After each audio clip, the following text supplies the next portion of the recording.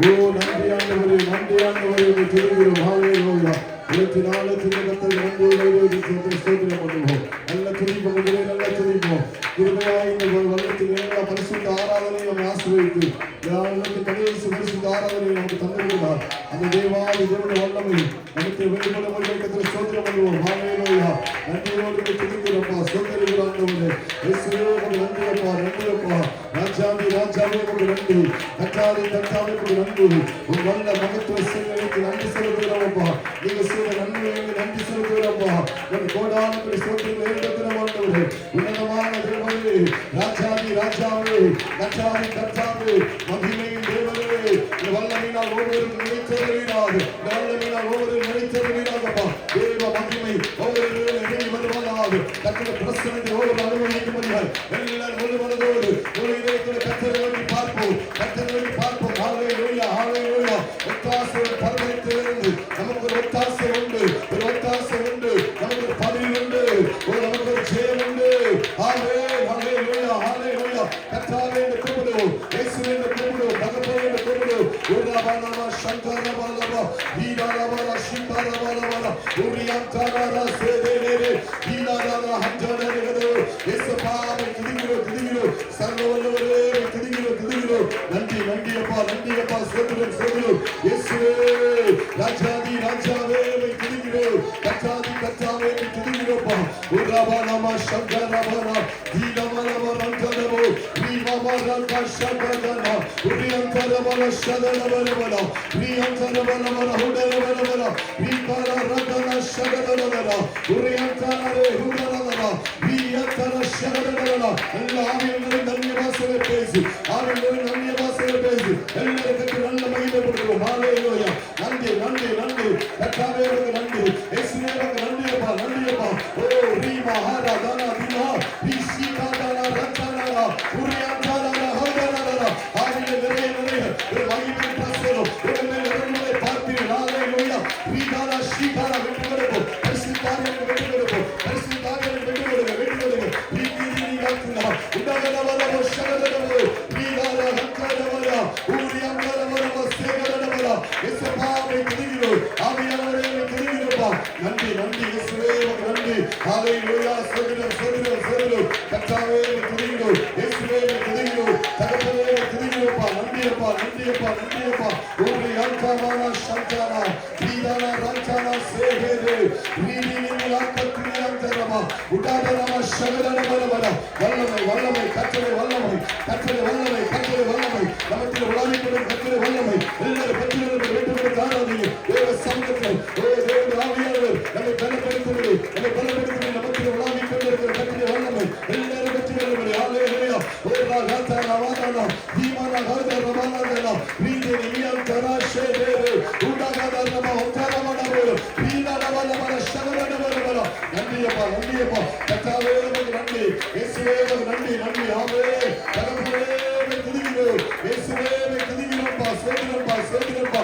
ரபகப தரகபல ரிகடரப ஷகடவர வீரவலவர சங்கரவர வீரவல ஹுடரக்கரவர வீரவல உத்தரவர துடவர.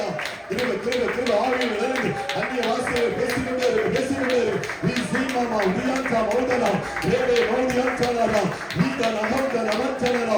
கர்த்தாவே ஸ்தோத்திரம் ஸ்தோத்திரம். இயேசுவே நன்றியப்பா, நன்றியப்பா. உன்னதமான தேவனே, ராஜாதி ராஜாவே நன்றி, தகப்பனே நன்றியப்பா. ஹல்லேலூயா. Thank you Jesus, thank you Jesus. மகிமையின் கர்த்தாவே, மகிமையின் கர்த்தாவே, வல்லமையினால் வல்லமையினால் ஒவ்வொரு ஆளுகை செய்யுங்கப்பா. உர்ரபன ஷிகாரத ரந்தனரா வீதினிலவரா ரேபிமமன ஷக்கரந்தனரா உடகதனர ஷகரந்தனரசி. ஓ வீதன சந்தரதனரா வீதனர சந்தரதனரா ஓ ரிமமனரசி. நன்றி அப்பா. ஹல்லேலூயா. உர்ரபப ஷக்கரந்தவலரா ரிமமன ஷக்கரந்தனரசி. நன்றி அப்பா, உமக்கு நன்றி. ரேவாஷே துனியாந்தர் அப்படியே முடிந்து எழுந்திருக்கலாம். கொஞ்சம் நேரம் எழுந்திருந்து நன்றி என்று சொல்லுகிறோம் நாதா. நல்ல தெரிந்த பாடல் நாவாலே துதிக்கிறோம் நாதா. நன்றி இயேசு ராஜா. ஆமென். கடந்த நாட்கள் காத்தீரே, நன்றி ராஜா. புதிய நாளை தந்தீங்களே. இந்த ஆண்டு முழுவதும் கிருபையாய் காத்து மகிமையாய் நடத்தி வந்திருக்கிறார். அந்த தேவாதி தேவனை நன்றி உலகத்தோடு பாடி நல்லா துதிக்க போகிறோம். ஹல்லேலூயா. நன்றி என்று சொல்லுகிறோம் நாதா, நாவாலே துதிக்கிறோம் நாதா. உமக்கு நன்றி என்று சொல்லுகிறோம் நாதா, நாவாலே துதிக்கிறோம் நாதா. நன்றி நன்றி இயேசு ராஜா, உமக்கு நன்றி நன்றி இயேசு ராஜா. காத்தீரே நன்றி ராஜா, கடந்த நாட்கள் காத்தீரே நன்றி ராஜா. புதிய நாளை தந்தீரே நன்றி ராஜா, புதிய நாளை தந்தீரே நன்றி ராஜாவே. என்று சொல்லுகிறோம் நாதா, அப்பா துதிக்கிறோம் நாதா. நன்றி என்று சொல்லுகிறோம் நாதா, துதிக்கிறோம் நாதா.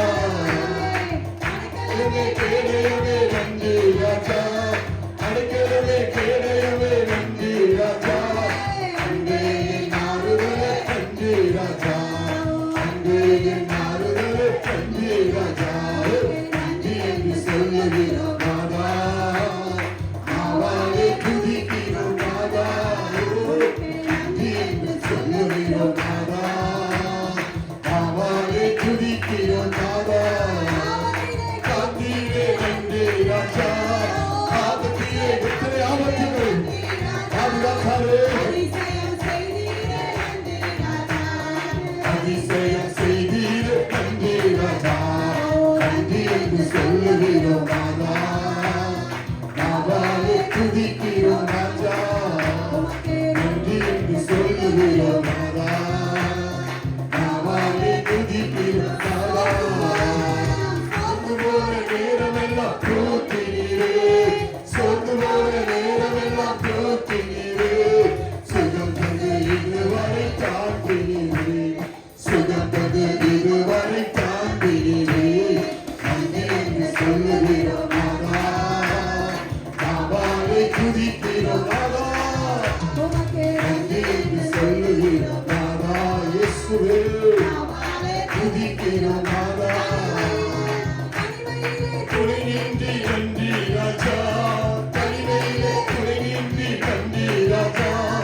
தாயை போற்றேற்றி நன்றி ராஜா, போற்றேற்றி நன்றி ராஜா.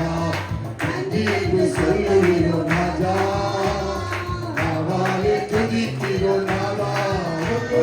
நன்றி என்று சொல்லுகிறோம் ராஜா, நாவாலே துதிக்கிறோம் நாதா. வார்த்தையிலே ஒளிவிளக்க தந்தீரையா, வார்த்தையிலே ஒளிவிளக்க தந்தீரையா. வார்த்தை என்ற மன்னாவை தந்தீரையா, வார்த்தை என்ற மன்னாவை தந்தீரையா. நன்றி என்று உறவா உறவா தியம் தரவலவா. ஆமென்ப்பா. நன்றி சொல்ல சொல்ல ஒரு விடுதலை, நன்றி ஒரு துதிக்க துதிக்க கர்த்தரை விடுதலை ராஜா. திருவாழ்வு தந்தீரே நன்றி ராஜா, புதுவரை தந்தீரே நன்றி ராஜா, புதுவரை தந்தீரே நன்றி ராஜா. நன்றி என்று சொல்லுகிறோம் நாதா, நாவாலே துதிக்கிறோம் நாதா. உமக்கு நன்றி என்று சொல்லுகிறோம் நாதா, நாவாலே துதிக்கிறோம் நாதா. தந்தீரே நன்றி ராஜா, ஊழியம் தந்தீரே நன்றி ராஜா. உடனிருந்து நடத்தினீரே நன்றி ராஜா, உடனிருந்து நடத்தினீரே நன்றி ராஜா. சொல்லுகிறோம் நாதா, துதிக்கிறோம் நாதா. இயேசுவே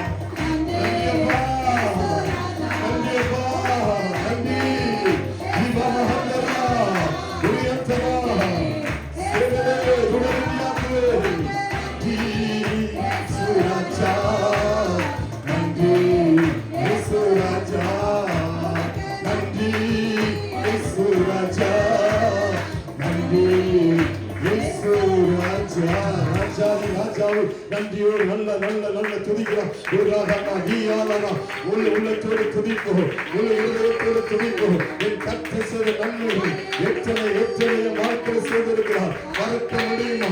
அவர் செய்த அதிசயங்களை மறக்க முடியுமா? அவர் செய்த நற்புறங்களை மறக்க முடியுமா? அவர் பாராட்டிய தயவை மறக்க முடியுமா?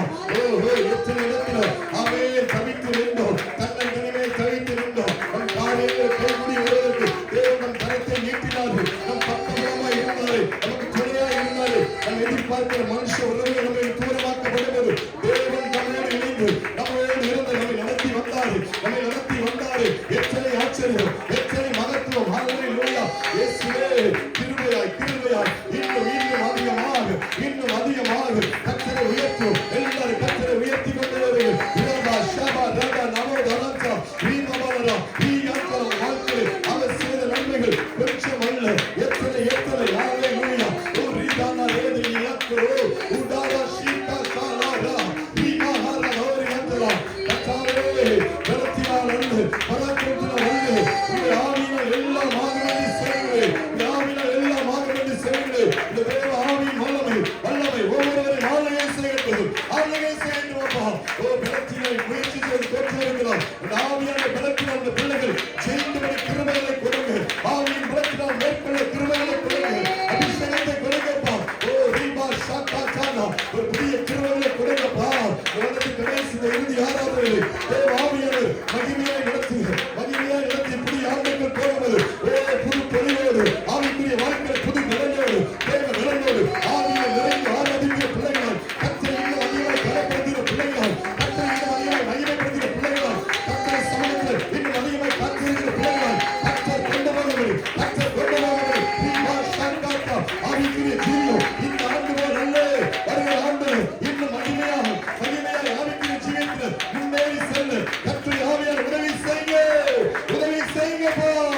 உரபலமர ஹத்தரபலமர சீமரபல உரபலமர ரியாந்தரபல உரியாந்தரபல ரியாந்தரபல. இயேசுவே நன்றியப்பா. glory மகிமை ராகா ஷாக்கா உரியாந்தரபல ஓ ஷீதாரலரத்து ரிரியாந்தரபல உரியாந்தரபல ஹத்தரபல ஓ ஷாக்கா ராகா 1000 பக்கத்தில் விழுந்தாலும் அதை அணுக முடியாது. உங்களை எதிராக எத்தனை பேர் சூழ்ந்திருந்தால் உங்களை ஒன்றும் செய்ய முடியாது, உங்களை நெருங்க முடியாது, உங்களை மேற்கொள்ள முடியாது. அபிஷேகம் இருக்கிற பிள்ளைகள் மேல சற்று எத்தனை திட்டங்களை போட்டாலும் அது செயல்பட முடியாது. நமக்கு இந்த பரிசுத்த ஆவியானவர் அவருடைய திட்டங்களை நிர்மலம் பண்ணி வருவார். அந்த செயல்முறையை அழித்து வருவார். நம்மோடு செய்த காரியம் பயங்கரமா இருக்கும், மகிமையா இருக்கும். இதுவரை செய்தது அல்ல, இன்னும் அதிகமாக வேலையாய் கற்று செய்ய போகிறார். ஆண்டவர் செய்ய போகிறார். நன்றியப்பா. ஆமே இயேசுவே உயர்த்துகிறோம்ப்பா, உயர்த்துகிறோம் ஆண்டவரே. ஓ பிரானா சகதகதரா. ஆமென். Thank you Jesus. 1000 10,000 பேர்கள் ஒரு பக்கம் விழுந்தாலும் அது ஒரு காலத்தில் உன்னை அணுகிடாது. உன் தேவனும் தாபரமே அது ஒரு காலத்தில் உன்னை அணுகிடாது. உன் தேவனும் தாபரமே அவர் சேர்க்கைக்கு அடைக்கலம் புகவே சிறகுகளால் மூடுவார். அவர் சேர்க்கைக்கு அடைக்கலம் புகவே சிறகுகளால் மூடுவார். அவர் சேர்க்கைக்கு அடைக்கலம் புகவே சிறகுகளால் மூடுவார். அவர் சேர்க்கைக்கு அடைக்கலம்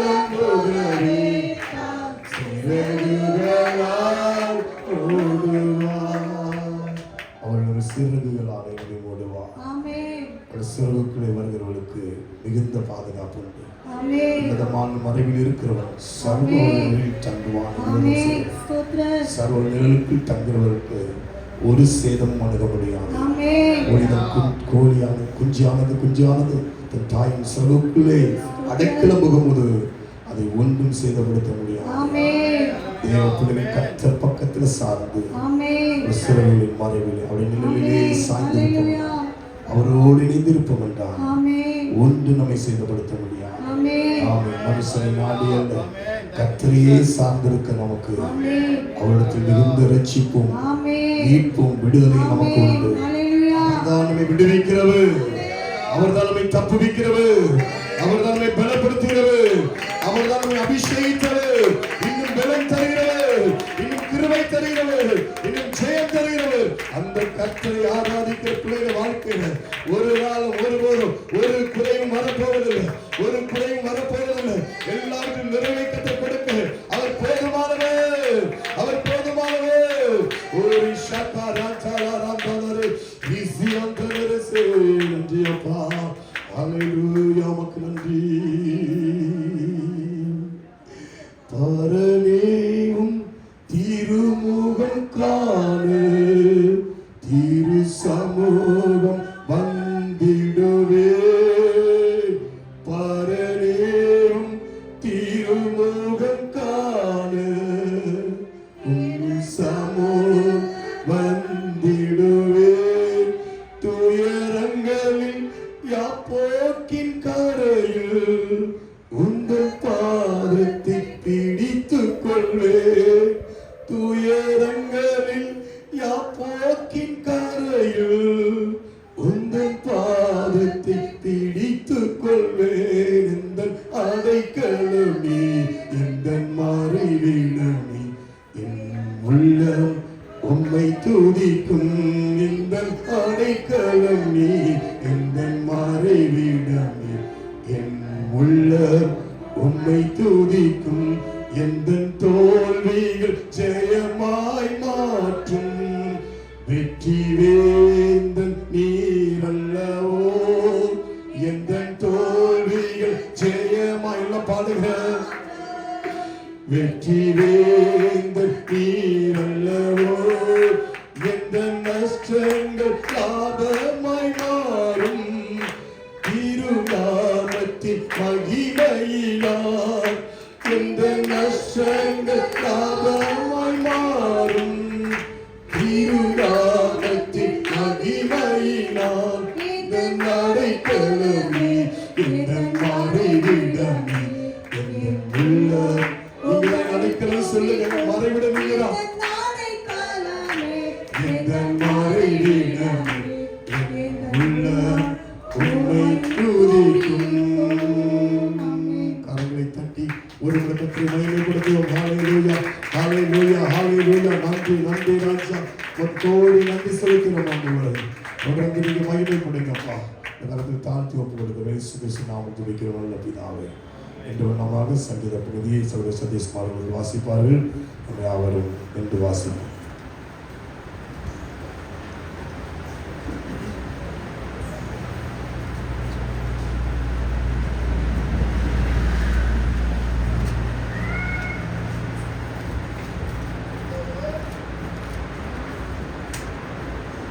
தியானிக்கும்படியாக கொடுக்கப்பட்ட சங்கீதம் 111. சங்கீதம் 111.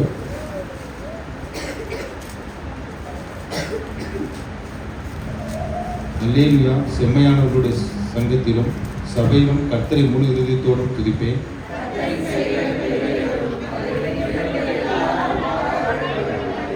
அவருடைய செயல் மகிமையும் மகத்துவமும் உள்ளது. அவருடைய நீதி என்றென்றைக்கும் நிற்கும்.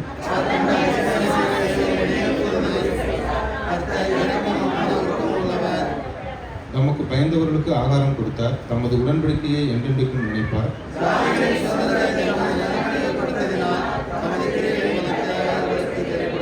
அவருடைய கரத்தின் கிரியைகள் சத்தியமும் நியாயமுமானவைகள்.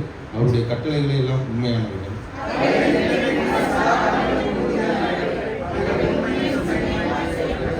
அவர் தமது ஜனத்திற்கு மீட்பை அனுப்பி தமது உடன்படிக்கையை நித்திய உடன்படிக்கையாக கட்டளையிட்டார்.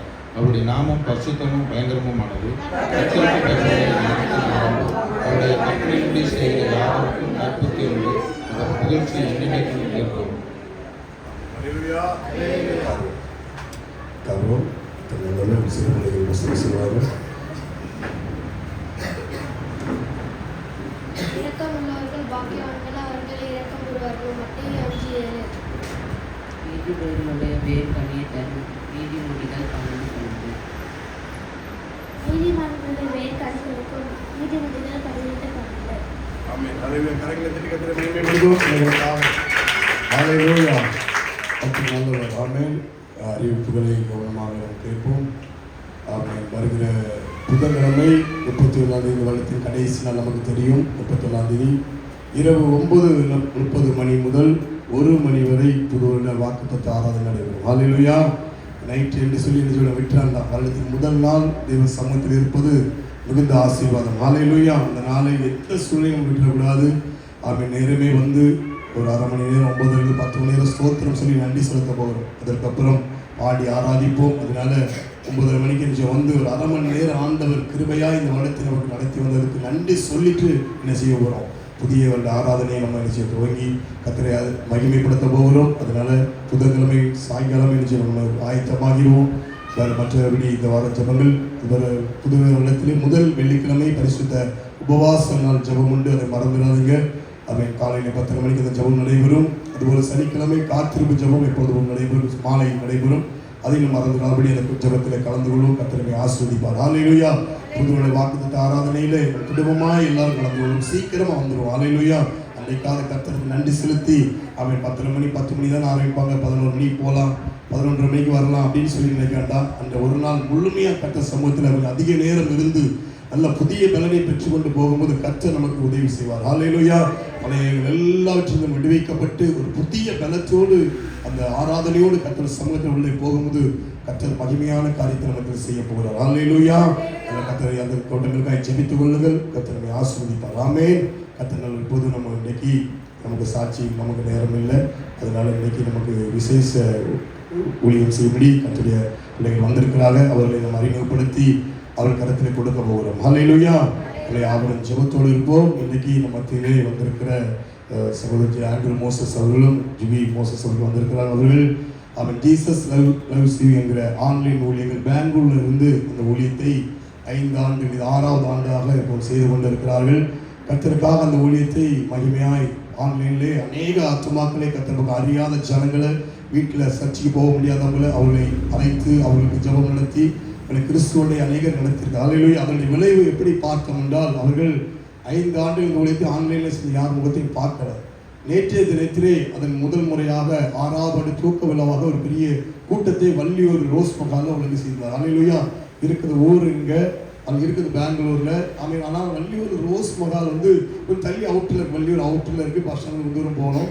அங்கே தான் ஒழுங்கு செய்திருந்தார். ஹalleluya. ஆனால் கர்த்தருடைய மகிமை, கர்த்தர் அவர்கள் ஊழியத்தில் கர்த்தர் கூட இருந்ததை அதிகமாக பார்க்க முடியுது. ஏனென்றால் இந்த மண்டபம் ஃபுல்லாக நிறைஞ்சிச்சு. கிட்டத்தட்ட 250-300 பேர் வந்திருப்பாங்க. ஆமென். அதில் வள்ளியூர்லேருந்து யார் வந்தாலும் அந்த ஊழியக்காரங்க வந்து கை கொண்டு கேட்டாங்க. வந்திருக்கவங்க 6 பேர் தான் வள்ளியூர் சைட்லேருந்து அந்த கூட்டத்துக்கு வந்தது. ஆமென். மற்ற எல்லாரும் தூரத்தில் இருந்து ஆங்காங்கே இருந்து அவ்வளவு மக்கள் வந்திருந்தாங்க. ஆமென். மகிமையான அந்த கூட்டம் மகிமையாக இருந்தது. அதை பார்க்கும் போதே கர்த்தர் 5 வருடம் பட்ட அந்த ஊழிய பிரயாசத்தின் பலன் கர்த்தர் கூட இருந்து அந்த ஊழியத்தை நடத்தினதை பார்க்க முடியுது. ஆமென். நல்ல ஒரு மகிமையான அந்த ஊழியத்தை செய்து கொண்டு வருகிறார்கள். கர்த்தர் அவர்கள் ஊழியத்தை அதிகமாக ஆசீர்வதிக்கிறார். ஆமென். நம்முடைய சபையிலே ஆரம்பத்தில் முதல் அவர்கள் தான் வந்தார்கள். இந்த ஊழியத்தை தேவ சித்தம், இந்த ஊழியம் ஆரம்பிக்க வேண்டும் என்று அந்த தேவ சித்தம் நிறைவேறுவதற்கு மிகுந்த உதவியாக இருந்தார்கள். சகோதரர் ராபர்ட் இருக்கிறாங்க. அவங்க 2 பேர் தான் ஒரு ஃபேமிலி. அவர்கள் தான் வந்து ஆரம்பத்தில் வீட்டுக்கு வச்சு அவங்க மட்டும் தான், ஒரு வருஷம் யாருமே கிடையாது. ஆமென். வந்து இருந்து ஆராதித்து ஆமென் ஆத்துமாக்கள் அங்கே சொல்லி எங்களை வெளியே எங்கேயாவது ஊழியர்கள் போன எங்களுக்கு ஆயத்தப்படுத்தி மிகவும் அப்பொழுது அந்த ஊழியத்தில் ஆரம்பத்தில் ஒரு ஒத்தாசையை கட்டங்களை கொண்டு வந்தார். ஹalleluya. கொண்டு வந்து இந்த கட்டணங்கள் கட்டுவதற்கான காரியங்களை செய்வதற்கெல்லாம் சகோதரர் மிகுந்த ஒரு உற்சாகத்தை அன்றைக்கு கொடுத்து அன்றைக்கு ஊழியத்தில் அவர்கள் இன்றைக்கு கர்த்தர் அவர்களை ஊழியத்திலே மகிமையாக நடத்துவார். ஹalleluya. கர்த்தருடைய சபைக்காக அவர்கள் பட்ட பிரயாசத்துக்கு ஆண்டவர் மிகுந்த பலனை கொடுத்து சபைக்கு வந்து ஒரு 3-4 மாதத்தில் அவர்களுக்கு ஒரு நல்ல வாழ்க்கையை கற்றுக் கொடுத்தார். ஆமென். சகோதரர்களை ஆண்டவர் நியமித்து அவர்கள் எங்கேயும் தேடி போகல. அவர்களுடைய தகப்பனார் ஒரு பெரிய சச்சாக்காரில் மிகப்பெரிய சீனியர் போதகர். ஆமென். ஒரு நல்ல சிறந்த போதகருடைய ஒரு மகனை கர்த்தர் அவர்கள் வாழ்க்கையில கொண்டு வந்தார். ஹல்லேலூயா. அவர்கள் எங்கேயும் தேடி போகல. அது ஒரு பெரிய கிருபை, அவங்களுக்கு கொடுத்த பெரிய கிருபை நான் கிஃப்ட்னு சொல்லுவாங்க. இல்லை வந்தாங்க, அப்போ நம்ம வீடு சர்ச்சை வந்து வீட்டில் தான் நடந்துட்டு ஒரு காரியத்தை சொல்கிறேன். அவன் வந்து அவர்கள் பார்க்க வந்தார்கள், அவர்கள் ஃபேமிலி மட்டும்தான் வந்தார்கள். வந்து அங்கே ஆராதிக்கும்படி சரி பார்த்துட்டு போன்னு தான் வந்தாங்க. ஆனால் வந்த அன்னைக்கே நிச்சயம் பண்ணிட்டாங்க. ஹல்லேலூயா. என்கேஜ்மெண்ட் நம்ம சபையில வீட்டில் வச்சு நடந்தது. ஹல்லேலூயா. உள்ளே நிச்சயம் பண்ணி பைபிள் மாற்றி சிம்பிளா எளிமையான முறையில், நம்ம பெரிய ஊழியக்காரங்களால பெருசா பண்ண எதுவுமே நினைக்கல, எளிமையான முறையில அந்த என்கேஜ்மெண்ட் முடிச்சுட்டு போனது ஒரு கல்யாணத்துக்கு தான் அப்புறம் வந்தாங்க. ஹல்லேலூயா. அது கல்யாணம் அப்புறம் சர்ச்சை சரியில்லை, வேலை முடியல, மேலே செட்டு மட்டும் தான் போட்டு ஆலயத்தில் வச்சு நடத்துன்னு ரொம்ப ஆசைப்பட்டாங்க. நம்மளால அந்த வேலையை அப்போ முடிக்க முடியல. அதனால மண்டபத்திலிருந்து திருமணம் அருமையாக நடந்தது. ஹல்லேலூயா.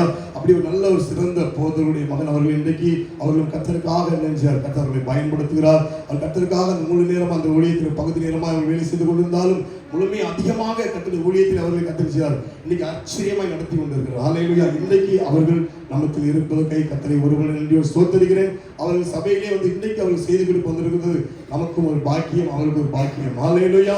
கர்த்தர் நிச்சயமாகவே இந்த நாள் அவர்கள் கருத்தில் கொடுக்கும். முதலாவது ஜிகி ஆண்ட்ரிமோஸ் அவர்கள் வந்து தன்னுடைய சாட்சி கொடுப்பார்கள். நல்ல ஒரு சாட்சி நம்ம கேட்டு அதற்கப்புறம் கர்த்தர் தன்னுடைய ஒரு சகோதரர்கள் கையில் கொடுக்க போது அவர்கள் மனத்தில் செய்தியை கொடுப்பார்கள். ஆமே. கரங்களை தட்டி சகோதரமாக இருப்போம்.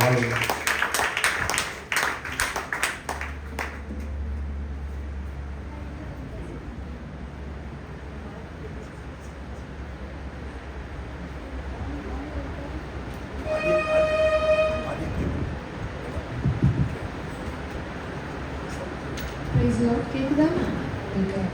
நம்ம கூட ஒரு சின்ன பாடல் வரி பாடிட்டு சாட்சி சொல்கிறேன்.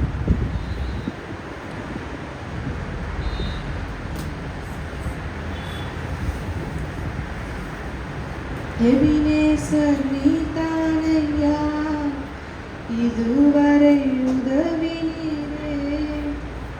எபினேசர் நீதானையா, இதுவரை உதவினீரே.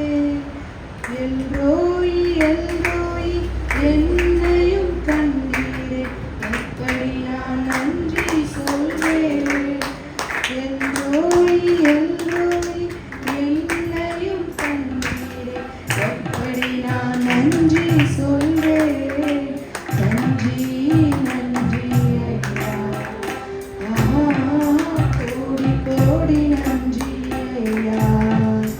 மறவாமல் நினைத்தீரையா, மனதார நன்றி சொல்வேன். என்னை மறவாமல் நினைத்தீரையா, மனதார நன்றி சொல்வேன். இரவும் பகலும் என்னை நினைத்து இதுவரை நடத்தினீரே. இரவும் பகலும் என்னை நினைத்து இதுவரை உதவினீரே. நன்றி நன்றி ஐயா, கோடி நன்றி ஐயா. பலவீன நேரங்களில் பலன் தந்தீரையா, பலவீன நேரங்களில் பலன் தந்தீரையா. சுகமானி சுகமானி அழுகுகளால் சுகமானி என் குடும்ப மருத்துவர் நீரே. நன்றி நன்றி ஐயா, கோடி கோடி நன்றி ஐயா. நன்றி நன்றி ஐயா, கோடி கோடி நன்றி ஐயா. ஆமென். ஹல்லேலூயா. இந்த பாடல் கூட கர்த்தர் மகிமைப்பட்டுட்டாங்க. கர்த்தர் கொடான கூடி நன்றி. இந்த இடத்துல கூட இந்த வாய்ப்பை ஏற்படுத்தி கொடுத்த இயேசுப்பாக்கு கொடான கூடி நன்றி. நான் கூட இயேசுப்பா கிட்ட சில நேரம் கேட்டிருக்கேன், ஒரு சாட்சி மட்டும் சொல்கிறதுக்கு ஒரு வாய்ப்பு கிடைச்சா நல்லா இருக்கும்னு நான் கேட்டிருக்கேன். பெருசாலாம் கேட்கல, ஏன்னா நம்ம தேவ செய்தி கொடுக்குறவங்களுக்கு இன்னும் தகுதி ஆகலைன்னு நமக்கே தெரியும். இன்னும் நம்ம வேதத்தை ஆராயணும், இன்னும் நம்மளுக்கு அனுபவம் வேணும்.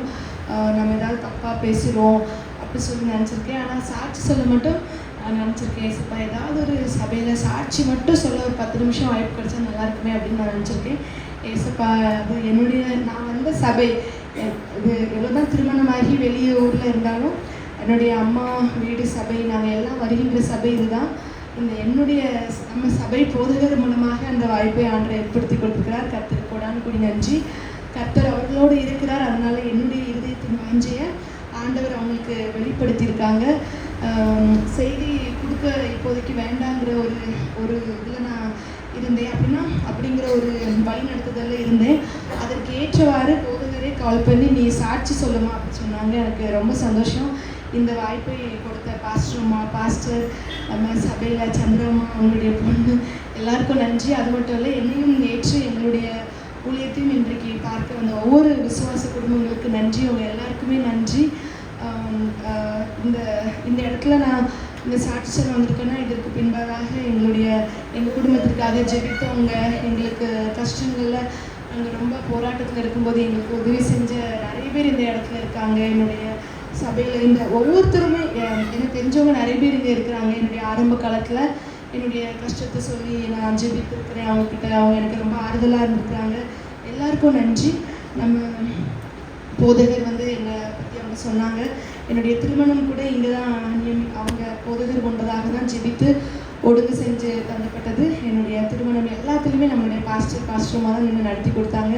இது வரைக்கும் என்னுடைய தாயார் அப்பா மரணத்துக்கு அப்புறம் அம்மாவுக்கும் எல்லா விஷயத்துலையும் பாஸ்டர்மாக உதவி செய்கிறாங்க. அதுக்காக அவங்கள நான் நன்றி சொல்ல விரும்புகிறேன். இப்பொழுதும் எங்களுடைய ஊழியத்துலேயும் எல்லா விஷயத்துலையும் நேற்று கூட ஆராதனை நடத்த கடந்து வந்தாங்க. எல்லாத்துக்கும் நான் நன்றி சொல்கிறேன். ஏதாவது சாட்சியில் தப்பாக பேசியிருந்தா கூட நீங்கள் மன்னிச்சிருங்க. கர்த்தர் உதவி செய்வார். நம்ம இந்த வாரம் முழுவதும் அநேக ஊழியங்கள் இருந்ததுனால சாட்சிக்குன்னு பெருசாக ஆயத்தமாகல. ஆனால் ஒரே ஒரு ஜெபம் பண்ணி கொண்டிருந்தேன். ஆண்டவருக்கு பிரியமில்லாததை பேசக்கூடாது, ஆண்டவர் என்ன சுத்த வச்சுக்கிறாரோ அதை பேசணும். அப்படி கூட நான் ஆண்டவர்கிட்ட ஜெபித்துட்டு வந்திருந்தேன். ஆண்டோடைய சுத்தப்படி சாட்சியை சுருக்கமாக முடிச்சிடுவேன். ஆண்டவர் கூட இந்த நேரத்தில் நிறைய பேருக்கு என்னுடைய சாட்சி தெரிஞ்சிருந்தாலும் என்னை அறியாதவங்க நிறைய பேர் இருக்காங்க. ஸோ அது மூலமாக ஏதாவது கண்டிப்பாக ஒருத்தங்களுக்கு தொடப்படும் நான் விசுவாசிக்கிறேன். அவங்க இன்றைக்கி இந்த கூடுதலை முடிஞ்சு போகும்போது சரி இந்த அக்கா வாழ்க்கையை மாற்றினவங்க நம்மளுடைய வாழ்க்கையிலையும் ஒரு மாற்றத்தை தருவாங்க என்று அவங்க விசுவாசிப்பாங்கன்னு நான் நம்புகிறேன். ஆண்டவர் நமக்கு உதவி செய்வார். இன்னும் கூட பார்த்திங்கன்னா என் பேர் ஜூஹி, எனக்கு ஆவரிக்குளம் தான். ஆண்டவருடைய கிருபையினால நாங்கள் எல்லாமே இந்து குடும்பத்தை சேர்ந்தவங்க தான். அம்மாவும் இந்து குடும்பம், அப்பாவும் இந்து குடும்பத்தில் இருந்தோம். இன்றைக்கு ரட்சிக்கப்பட்டு 2017 டிசம்பரில் ரட்சிக்கப்பட்டு இன்றைக்கு 8 வருடங்கள் ஆகிறது. அதில் 6 வருடங்கள் கர்த்தர் அவருடைய ஊழியத்தை செய்து முடிக்க உதவி செய்தார். அவருடைய ஊழியத்திற்கு ஆண்டவர் அழைத்தார். அதை இப்போ செஞ்சு கொண்டு இருக்கிறேன். முழு நேரமாக நான் ஊழியத்தை செஞ்சுட்ருக்கிறேன். எவ்வளோதான் இன்ஜினியரிங் படிச்சிருந்தாலும் ஆண்டவருடைய அழைப்பு, அவருடைய அன்பை தாங்க முடியாமல் வேலை எல்லாத்தையும் விட்டுட்டு அவருடைய ஊழியத்திற்கு ஒப்பு கொடுத்து இந்த ஊழியத்தை செஞ்சிட்ருக்கேன். கணவர் கூட வேலை பார்த்துட்டு அந்த ஊழியத்தை செஞ்சிட்ருக்காங்க. கர்த்தருக்கு உடான கூடி நன்றி. என்னுடைய சாட்சியை சுருக்கமாக முடிக்கிறேன். நீ கூட பார்த்தீங்கன்னா அம்மாவுடைய குடும்பம் மூலமாக தான் நாங்கள் இந்த இயேசுவை அறிஞ்சு கொண்டோம். அப்பா குடும்பம் இப்போவும் நிறைய பேர் ரசிக்கப்படலாம். ஆண்டவர் கிருபையில் நிறைய பேர் அந்த இயேசுப்பாவை அறிஞ்சு இப்போ திருமணம்லாம் அப்படி எதிர்பாராமல் கிறிஸ்தவத்தில் நடந்து அப்படி அவங்க நிறைய பேர் வந்தாங்க. அதற்காக கர்த்தரை ஸ்தோத்திரிக்கிறேன். அம்மா குடும்பத்தில் தான் அந்த ஹிந்துவாக இருந்தாலும் அவங்களுடைய குடும்பத்தில் தான் அந்த பல தலைமுறைகள் ஆண்டவரை ஏற்றுக்கொண்டு ரசிக்கப்பட்டு அவங்க இப்படி அந்த ஊழியம் செய்கிற குடும்பமாக அவங்க எழும்ப ஆரம்பித்தாங்க. அந்த காலகட்டத்தில் தான் இந்த இயேசுவை அறிஞ்சுக்கொண்டு என்னுடைய மாமார் ராபர்ட் ரகுராம் கூட இங்கே இருக்காங்க. அந்த காலத்தில் இப்போ கூட அந்த பிள்ளையார்குடி போருக்கு போனால் சொல்லுவாங்க. இப்போ ஆண்டவருடைய கிருபையினால் பிள்ளையார்குடியிருப்பில் அம்மாவுடைய குடும்பங்கள் ரட்சிக்கப்பட்டு ஆண்டவர்னால் பரிசுத்தமாக்கப்பட்டு நிறைய ஊழியம் செய்கிறாங்க. எந்த ஒரு குறையும் இல்லாமல் ஆண்டவர் ஆசீர்வாதமாக நடத்தி வர்றாங்க. ஆனாலும் கொஞ்சம் வருடத்துக்கு முன்பதாக எல்லாரும் சொல்லுவாங்க இவங்க வாழ்ந்து கெட்டு போன குடும்பங்கள் நிறைய பேர் சொல்லுவாங்க. ஏன்னா தாத்தா ராபர்ட் ரகுராம் மாமாவோட அப்பா தாத்தா எல்லாரும் அந்த பிரசிடெண்ட்டு, அந்த ஊரோட பிரசிடெண்ட்டு. அந்த ஊரில் எல்லா நிலமும் அவங்களுக்கு தான். அந்த ஊரில் என்ன சொல்கிறது எல்லாமே அவங்ககிட்ட இல்லாத வசதின்னு ஒன்றும் இல்லை. எல்லாத்துக்கும் சாப்பாடு போட்டாங்க. அந்த ஊரில் இருக்கிற கோயில் எல்லா நிலமும் அவங்களோடது தான். அந்த நிலக்கிழார்னு சொல்லுவாங்கள்ல, பல கோடி நிலங்கள் அப்படி எல்லாம் அப்படி ராஜா அப்படி பெரிய ஒரு அரண்மனை வாழ்க்கை தான் அவங்க வாழ்ந்துட்டு வந்தாங்க. அப்போ என்றைக்கு சின்ன வயசுலேருந்து விவரம் தெரிய ஆரம்பிச்சதோ அன்னைக்கு இருந்து அந்த வீடு இருளாக ஆரம்பிச்சது. நான் இன்னைக்கு விவரம் தெரிஞ்சு ஆரம்பிச்சேனோ அன்னைக்கு இருந்து அந்த வீட்டில் ஒரு இருள் வந்தது. பெரியம்மா பிளட் கேன்சரில் இறந்து போனாங்க.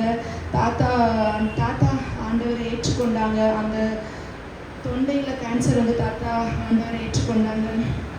என்னுடைய ரகு மாமா கூட வெளிநாட்டில் பல லட்சங்கள் சம்பளத்தில் இருக்கும்போது கூட அவங்களுக்கு ஒரு பெரிய பொறுப்பை கொடுத்துட்டாங்க என்று சொல்லி அந்த கேரளாவில் கூட வேலை பார்த்தவங்க சாப்பிட்ற இதில் விஷத்தை கலந்து கொடுத்து அவங்கள வேலை செய்ய விடாமல் 2-3 வருஷமாக அவங்கள பெட்டில் ஆக்கிட்டாங்க.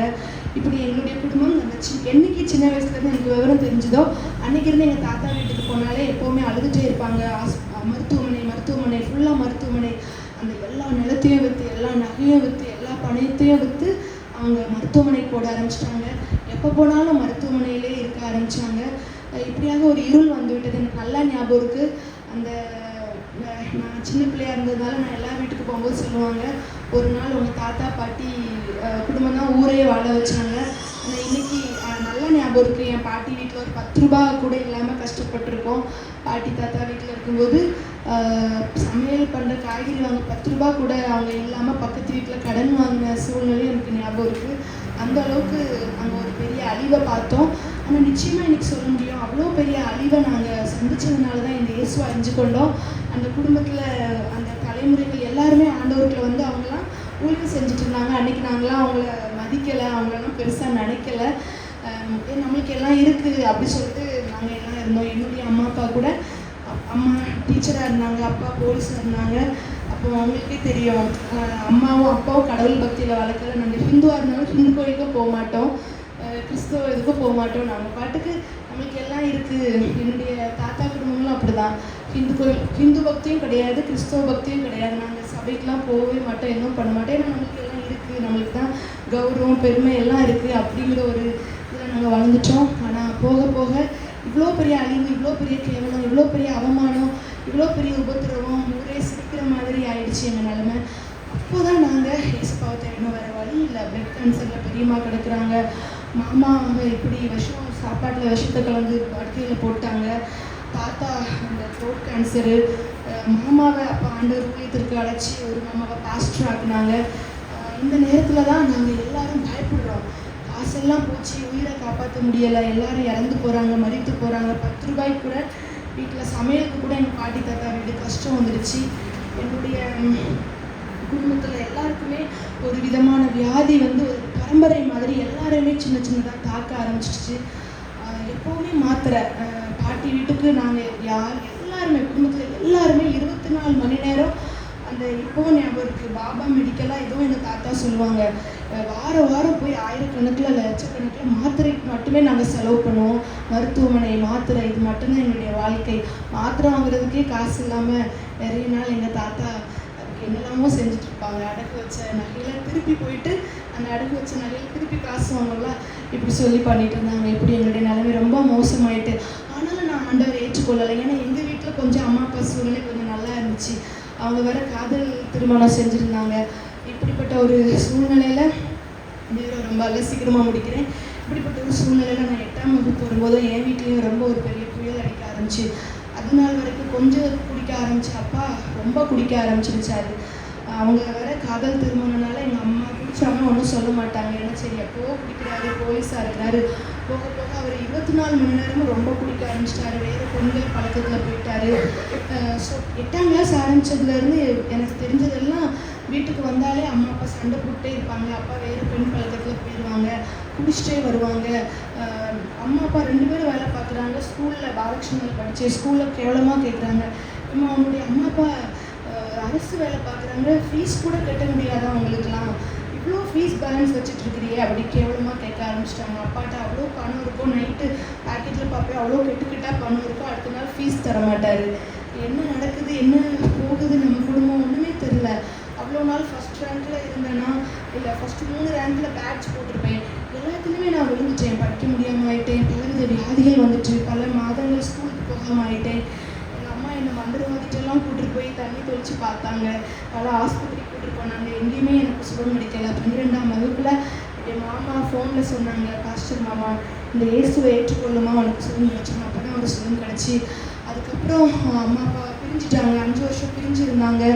நாங்கள் பாட்டி வீட்டில் இருந்தோம். அப்போ உங்களுக்கே தெரியும், அம்மா அப்பா பிரிஞ்சு நம்மளுக்கு வாழ்க்கை எப்படி போயின்னா யாருமே மதிக்க மாட்டாங்க.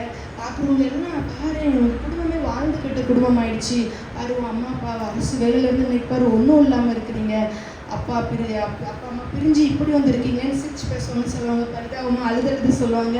இப்படி கேவலமாக வாழ்க்கை ஆயிடுச்சு. அப்போது கல்லூரியில் படிச்சுட்டு இருந்தேன். அப்போவும் ஆண்டவர்கள் நாங்கள் ரொம்ப இல்லை. அப்போ தான் அம்மா அப்போ நான் பிறக்கிறதுக்கு முன்னே ஆண்டவர் அறிஞ்சிருந்தாங்க. ஆனால் அவங்களுக்கு தான் வேலை இருக்குது, அரசு வேலை இருக்குது 2 பேருக்கும். ஸோ ஆண்டவரை தேடுற அளவுக்கு எங்களுக்கு பெரிய துக்கம் வரலை. அதனால நாங்கள் ரொம்ப தேடலை. நம்மளுக்கு பணம் இருக்குது, வேலை இருக்குது அப்படின்னு சொல்லி நாங்கள் இருந்துட்டோம். ஆனால் 12ஆம் கிளாஸ்க்கு மேலே வாழ்க்கை ரொம்ப கேவலமாக போயிடுச்சு. அதுக்கப்புறம் தான் அம்மா ரொம்ப ஜெபிக்க ஆரம்பித்தாங்க, உண்மையாக ஆண்டவர் தேட ஆரம்பித்தாங்க. நான் கூட கல்லூரிக்கு போனதுக்கப்புறம் எனக்கு இவ்வளோ கேவலமாக நம்ம வாழ்க்கை ஆயிடுச்சு. ஊருக்கு அம்மா அப்பா பிரிஞ்சிருக்காங்க, எவ்வளோ நல்லா வாழ்ந்தவங்க இன்றைக்கி பாட்டி வீட்டில் வர அந்த கஷ்ட டைமில் அந்த பாத்ரூம்க்கு கூட டார்பால் போட முடியாது, அப்புறம் நல்ல பெட்டு கூட இல்லை, ரொம்ப ரொம்ப கஷ்டமாயிடுச்சு. தூங்குறதுக்கு நல்ல பெட் இல்லை, பாத்ரூம் போனால் டார்பால். என்னடா இவ்வளோ கேவலமாக ஆயிடுச்சு நம்மளுடைய வாழ்க்கை. அம்மா கூட நிறைய டைம் வட்டிக்கு பணம் வாங்கி ஃபீஸ் கட்டுவாங்க. என்னடா இப்படி ஆயிடுச்சு அப்படின்னு சொல்லி என்னுடைய வாழ்க்கையை நான் ரொம்ப வெறுக்க ஆரம்பிச்சிட்டேன். நான் என்ன பண்ண ஆரம்பிச்சிட்டேன்னா என்னுடைய கிட்ட நண்பர்கள் கூட சேர்ந்து நானே என் வாழ்க்கையை எடுக்க ஆரம்பிச்சிட்டேன்.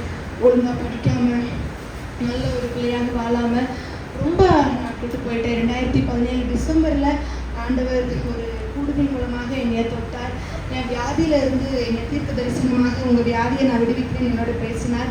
பிரிஞ்சு இருக்கிற உங்கள் அம்மா அப்பாவை நான் சேர்த்து வைக்கிறேன் என்று சொல்லி எனக்கு சொன்னார். அதனால அந்த நாளில் நான் புரிஞ்சுட்டேன். 2017 டிசம்பரில் நான் அறிஞ்சேன், நம்ம பாட்டி வீட்டில் எல்லாரும் தேடினாங்களே, இயேசுன்னு தேடி ஓடினாங்களே, அந்த இயேசு உண்மையாக உயிரோடு தான் இருக்கார் போல, அப்போ உண்மையாக அவர் இருக்கார் போல என்று சொல்லி 2017 டிசம்பரில் நான் புரிஞ்சுக்கொண்டேன். அன்றைக்கு அவரை ஏற்றுக்கொண்டேன். அன்றைக்கும் பலவிதமான பாவங்களில் இருந்தேன். ஆனால் இயேசுப்பா என்கிட்ட ஒவ்வொரு நாளும் பேசினார். இதில் கூட ஒரு அம்மா இருக்காங்க, அவங்க பேர் எனக்கு தெரியல, மறந்துடுச்சு, கில்டாவோட அம்மா. அன்றைக்கி கூட பலவிதமான பாவங்களோட சபைக்கு போகும்போது கூட தீர்க்க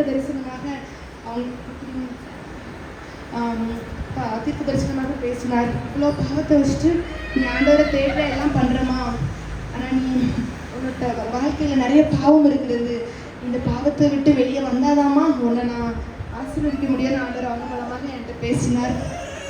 நீ இந்த பாவத்தை விட்டு வெளியே வரலன்னா இவ்வளோக்குள்ளே ஆண்டவரை தேடி ஞானஸ்தானம் எடுத்து அதில் பிரயோஜனம் இல்லை, நீ விழுந்துருவ நீ அப்படி சொல்லி என்கிட்ட நிறையா பேசினார். ஒவ்வொரு நாளும் ஆண்டவர் என்னை பாவத்தை விட்டு மனம் திரும்ப வச்சார். நான் நல்ல வேலை. அப்புறம் தான் எங்கள் தாத்தா குடும்பங்கள் நீங்கள் பார்த்தீங்கன்னா அவ்வளோ கேவலத்தில் அவமானத்தில் போட குடும்பத்தை ஆண்டவர் முழுவதுமாக ரட்சித்தார். எல்லாரும் ஆண்டவருக்குள்ள வந்தாங்க, எல்லாரும் கிறிஸ்தவத்தில் கல்யாணம் பண்ணி எல்லாருமே ஆண்டவர் ஆசீர்வதிச்சார். இன்றைக்கு அந்த ஊரில் சொல்லுவாங்க, அவங்களாம் விழுந்து போய் கேவலப்பட்ட குடும்பம், ஆனால் ஆண்டவர் கைவிடலை, மறுபடியும் ஆண்டவர் தூக்கி எடுத்தார், மறுபடியும் ஆண்டவர் வாழ வைத்தார், மறுபடியும் இன்னைக்கு ஆண்டவர் ராஜ்யத்தை கேட்ட ஆண்டவர் அந்த குடும்பத்தை உதவி செஞ்சார். எங்களுடைய குடும்பத்திலே பார்த்தீங்கன்னா அம்மா அப்பாவை சேர்த்து வச்சார். நாங்கள் சபைக்கு வந்தோம், ஞானஸ்தானம் எடுத்தோம். இந்த சபையில் தான் நாங்கள் வளர்ந்தோம். வேறு சபையில் இருந்தாலும் நாங்கள் முழுவதுமாக பல வருடங்கள் இங்கே இருந்தோம். எங்களை ஒவ்வொரு நாளும் இந்த சபைக்கு நாங்கள் வரணும்னா கூட எங்கள் அப்பா விடிய காலம் சில நாள்லாம் குடிச்சிட்டு கொடுமைப்படுத்துவார். அப்பாவுக்கு தெரியாமல் ஓடி வர்றதுக்கு பல போராட்டங்கள் ஆயிரும். சில நாள்லாம் நைட்டு தூங்க முடியாமல் ஃபோன் பண்ணுவோம், விடிய கொடுமைப்படுத்துவாங்க. இவ்வளோ பெரிய போராட்டம் அப்படிலாம் இருந்தோம். இன்றைக்கி கூட ஆண்டவர் முழு நேர ஊழியத்தை செய்ய வைத்தார், நல்ல ஒரு கணவரை தந்தார். இன்றைக்கி கூட ஆண்டவர் நம்மளுக்கு எல்லா ஆசீர்வாதத்தையும் அம்மா குடும்பத்துக்கும் எங்களுக்கு தந்துட்டாங்க. நம்மளுக்கு எல்லா ஆசீர்வாதமாக இருந்தாலும் நானும் எங்கள் அம்மாவும் பேசும்போது நாங்கள் பேசுகிறது என்னென்னா, எங்களுக்கு கிடைச்ச பெரிய ஆசீர்வாதம் நாங்கள் என்ன நினைக்கிறோன்னா, நாங்கள் நிம்மதியாக தூங்க முடியாமல் பல வருஷம் கஷ்டப்பட்டோம். ஏன்னா அம்மா அப்பா சேர்ந்ததுக்கப்புறம் கூட வனஜா பெரியம்மா கூட தெரியும், அவங்க வீட்டு பக்கத்தில் இருக்காங்க, அவங்களுக்கு தெரியும். அப்படி நைட்டெல்லாம் குடிச்சிட்டு கொடுமைப்படுத்திட்டு கத்திக்கிட்டே இருப்பாங்க அப்பா. தூங்கவே முடியாது எங்களுடைய ஜெபமெல்லாம். ஐயோ நம்ம ஏசப்பா மணி 1 மணி ஆகிட்டு ஏசப்பா, ஒரு 5 மணி வரை காலையில் தூங்க முடியாதா, காலையில் இருந்து பேங்க் கோச்சிங் போகணும், அம்மா வேலைக்கு போகணும் ஏசப்பா, ஒரு 5 மணி நேரம் தூங்குறதுக்கு எங்களுக்கு உதவி செய்யுங்க ஏசப்பா, இதுதான் எங்களுடைய ஜெபமாக இருக்கும்.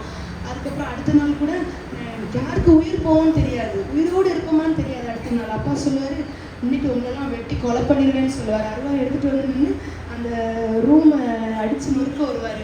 நம்ம ரூமுக்குள்ளே பூட்டி போட்டுட்டு அருவாயை வச்சு வெட்டுவார் ரூமை. அப்போ கூட நாங்கள் என்ன சொல்லுவோம்னா, ஆண்டவர் பேசப்பா எங்கள் உயிரை காப்பாற்றிருக்க, அந்த அருவாயை வச்சு எங்களெல்லாம் வெட்டி ஏதாவது பண்ணிட்டாங்கன்னா யாரும் சிரிச்சிருவாங்க, சபைக்கு போயிட்டுருக்கோம் எங்கள் அப்பா இவரை கொண்டு போட்டாங்கன்னு சொல்லிடுவாங்க. அப்படி சொல்லி எங்கள் ஜெபம்னா ஏசப்பா இன்னைக்கு எங்கள் உயிரை காப்பாற்றுங்க ஏசப்பா. ஐயோ இன்னைக்கு வெட்டுக்காயம் வந்துடக்கூடாது, வீட்டில் அடிசண்டை வந்துடக்கூடாது. இது மட்டும் தான் எங்களுடைய ஜெபமாக பல வருடங்கள் இருந்து இன்றைக்கும் என்னால் சாட்சியாக நமக்கு எவ்வளோ பொருளாதார ஆசீர்வாதம் எல்லாத்தையும் ஆண்டு தந்தாலும் என்னுடைய சாட்சி ஒன்றே ஒன்று தான். இன்னைக்கு ஒவ்வொரு நாளும் நிம்மதியாக தூங்க ஆண்டவர் உதவி செய்கிறார், நிம்மதியாக சபைக்கு வர உதவி செய்கிறார். 3 வேளை சாப்பாடு கூட நாங்கள் நிம்மதி இல்லாமல் எத்தனை நாள் சாப்பிட்ருக்கோம். எவ்வளோதான் சாப்பிட்றதுக்கு விதவிதமாக சாப்பாடு செஞ்சு வச்சுருப்போம், ஆனால் நிம்மதியாக சாப்பிட முடியாது. சாப்பிட்றதுக்கு எடுத்து வச்சுட்ருப்போம், அப்பா வந்து கொடுமைப்படுத்திட்டு இருப்பாங்க. ஏசப்பா இந்த சாப்பாடு சாப்பிடணும்னு ஆசையாக இருக்குது சொன்னால் குக்கர் எல்லாம் தூக்கி வீசிடுவார், சாப்பாடு எல்லாம் தூக்கி வீசிடுவார், சாப்பாடு இருக்காது. இன்னைக்கு நாங்கள் நினைக்கிறதெல்லாம் இன்னைக்கு சமாதானத்தை ஆண்டு தந்தார், பரிசுத்தத்தை தந்தார், ஒரு ஊழியத்தை செய்ய உதவி செஞ்சார். இதுதான் எங்களுடைய சாட்சி. நிச்சயமாக நம்ம சமாதானம் இல்லாமல் நிம்மதியாக தூங்க முடியாமல் எல்லாமே நமக்கு இருக்கும், ஆனால் சமாதானம் இருக்காது, நிம்மதி இருக்காது, ஒரு உபத்திரவம், வீட்டில் பிரச்சனை, பாவம், இதில் எல்லாத்தையுமே ஆண்டவர் இன்னைக்கு விடுவச்சு ஒரு நிம்மதி தந்துச்சார். கண்டிப்பாக எனக்கு கொடுத்தவர் உங்களுக்கு கொடுப்பாருன்னு நான் நம்புகிறேன். கர்த்தர் கோடானு கொடி நன்றி.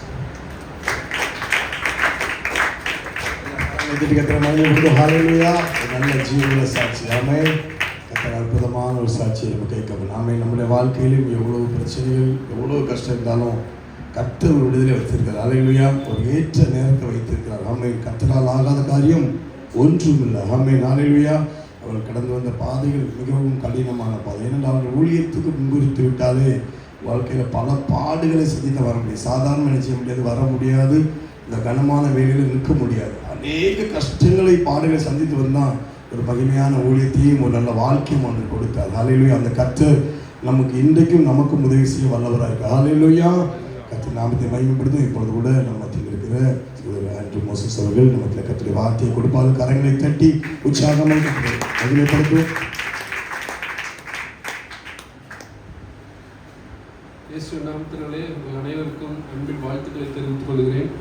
இந்த வாய்ப்பை ஏற்படுத்தி கொடுத்த பாஸ்டர் வைஸ்டீனுக்கும் பாஸ்டர்மாருக்கும் நன்றி தெரிவித்துள்ளேன். ஒரு விஷயம் நம் கண்களை மூடி ஒரு சிறிய ஜெபத்தை எடுக்கும். அன்பின் ஆண்டவரே, உங்களை கூட்டு சேர்க்க உங்களுடைய தயவுக்காக உங்களுக்கு நன்றி. இன்றைய இடத்திலும் நாங்கள் தியானிக்க போகும் வார்த்தைகளை நல்ல நிலத்தில் விழுகிற விதைகளைப் போல எங்கள் இருதயத்தில் விதைத்து நூறத்தனையாக அவைகள் எங்கள் வாழ்க்கையிலே பலன்படுத்துமாறு கிருபை செய்யுங்கள். இயேசு நாமத்தினால் ஜெபிக்கிறோம் நல்ல பிதாவே. ஆமென். 2025ஆம் ஆண்டின் கடைசி ஞாயிறாக இருக்கிறது. இன்றைய செய்தியின் தலைப்பு தேவன் நமக்கு செய்த நன்மைகளை நினைவு கூறுதல். இந்த வருடம் முழுவதும் நமக்கு நன்மை செய்திருக்கிறாரா? அல்லேலூயா சொல்லுவோமா? இன்று கூட சில நன்மைகள் நமக்கு செய்திருப்பார். அவைகளை நாம் தியானிக்க போகிறோம். முதலாவதாக நம்மை பிரித்தெடுத்து தேவன் நம்மை பிரித்தெடுத்திருக்கிறார். தேவன் நம்மை அழைத்திருக்கிறார். அதனால்தான் நாம் எல்லோரும் இங்கு ஆராதனைக்காக வந்திருக்கிறோம். தேவன் இது நம்ம எடுத்த முடிவு கிடையாது. தேவன் நம்மை இங்கு கொண்டு வந்திருக்கிறார். நம்மளாக இங்கே வரவில்லை. அது வேதத்தின் அடிப்படையிலே பார்ப்போம்.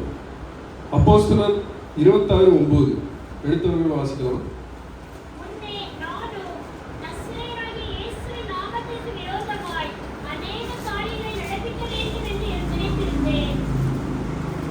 அடுத்த 11ஆம் வசனம்.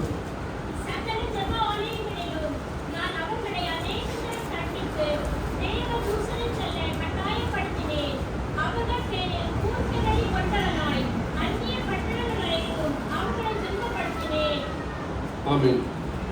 இங்கே யாரை பற்றி பார்க்கிறோம் என்றால் சவுலை பற்றி பார்க்கிறோம். சவுல் இயேசுவுக்கு விரோதமாக செயல்பட்டு கொண்டிருந்த ஒரு மனிதன். அவன் என்ன சொல்கிறான் என்றால், ஜப ஆலயங்களிலும் நான் அவர்களை அநேக தரம் தண்டித்து தேவதூஷணம் சொல்ல கட்டாயப்படுத்தினேன். அவர்கள் பேரில் மூர்க்க வெறி கொண்டவனாய் அந்நிய பட்டணங்கள் வரைக்கும் அவர்களை துன்பப்படுத்தினேன் என்று சொல்கிறான். இப்படிப்பட்ட ஒரு மனுஷன் கிறிஸ்தவர்களை கண்டாலே ஒரு மூர்க்க வெறி கொண்டு திரிகிற ஒரு மனிதன். இந்த மனிதனை இயேசு, எனக்கு நீதான் வேண்டும், நீ வா, என் ஊழியத்தை செய், அப்படி என்று அவரை தெரிந்தெடுக்கிறார். அப்போஸ்தலர் 9ஆம் அதிகாரம் 3 வசனம். அவன் பிரயாணமாய் போய் தமஸ்குக்கு சமீபித்த போது சடுதியிலே வாள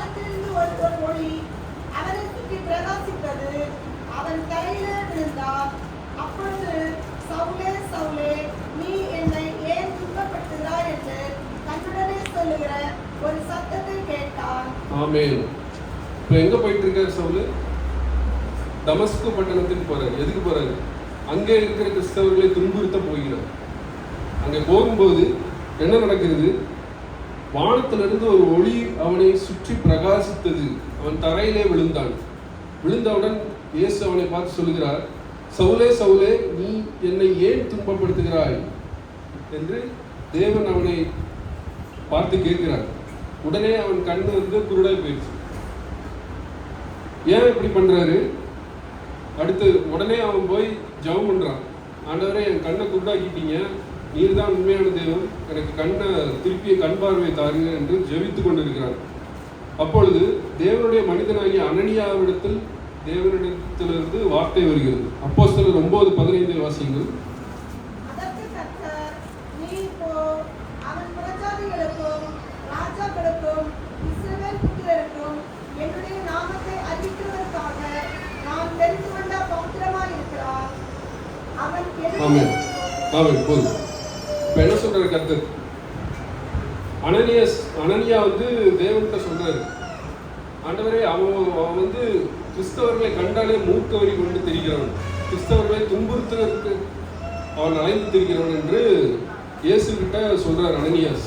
ஆனால் இயேசு அதற்கு என்ன சொல்லுகிறார்? அவன் புறஜாதிகளுக்கும் ராஜாக்களுக்கும் இஸ்ரவேல் புத்திரருக்கும் என்னுடைய நாமத்தை அறிவிக்கத்தக்கதாக நான் தெரிந்து கொண்ட பாத்திரமாக இருக்கிறான். பயங்கரமான மனிதன் சவுல். ஆனால் அந்த மாதிரி ஒரு மனுஷனை தான் என்ன பண்ணியிருக்கிறார் ஆண்டவர்? ஊழியத்திற்காக அழைத்திருக்கிறார். இதனால் அனனியா என்ன பண்றாரு? போய் ஜெபம் பண்றாரு. சரி, ஆண்டவர் சொல்லிட்டாரு, இவன் இவ்வளவு மோசமானவன் தான், ஆனால் ஆண்டவர் இவனை தெரிந்தெடுக்கிறார் அப்படின்னு போய் சவுலுக்காக ஜெபம் பண்றாரு. ஜெபம் பண்ண உடனே அவனுடைய பார்வை திரும்ப கிடைக்கிறது.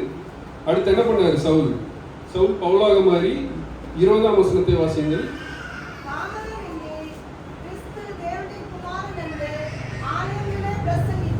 ஆமென். இப்படியாக பவுல் என்கிற ஒரு கிறிஸ்துவை வெறுக்கிற ஒரு மனிதன் கடைசியாக என்ன பண்ணுகிறார்? இயேசுவை குறித்து உலகமெங்கும் பிரசங்கம் பண்ணுகிற ஒரு மனிதனாக மாற்றப்படுகிறார். இது பவுலா முயற்சித்து பண்ண காரியமா? இல்லை. ஆண்டவர் அவனை கூப்பிடுறாரு, நீதான் எனக்கு வேண்டும் என்று ஆண்டவர் அவனை தெரிந்து கொள்கிறார். இது இன்னொரு உதாரணத்தை பார்ப்போம். யாத்ராகமம் 4:21.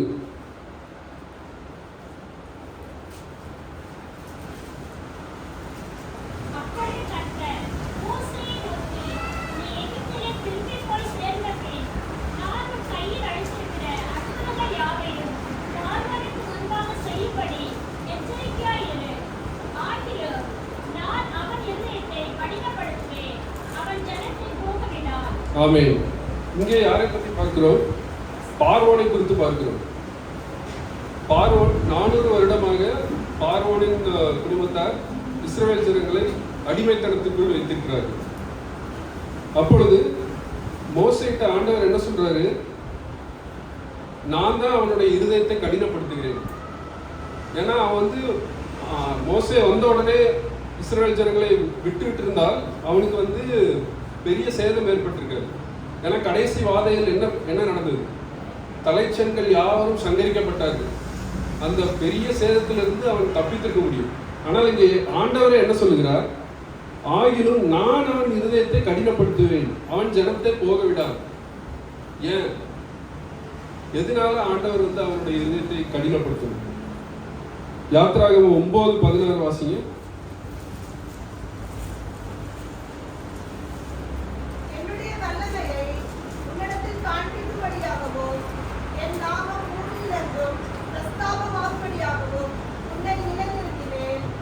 ஆமென். அப்ப எதுக்கு அவனுடைய மனதை கடினப்படுத்துகிறார்? என்னுடைய வல்லமை உன்னிடத்தில் காண்பிக்கும்படியாகவும் என் நாமம் பூமி எங்கிலும் பிரஸ்தாபமாகும்படியாகவும் உன்னை நிலைநிறுத்தினேன்.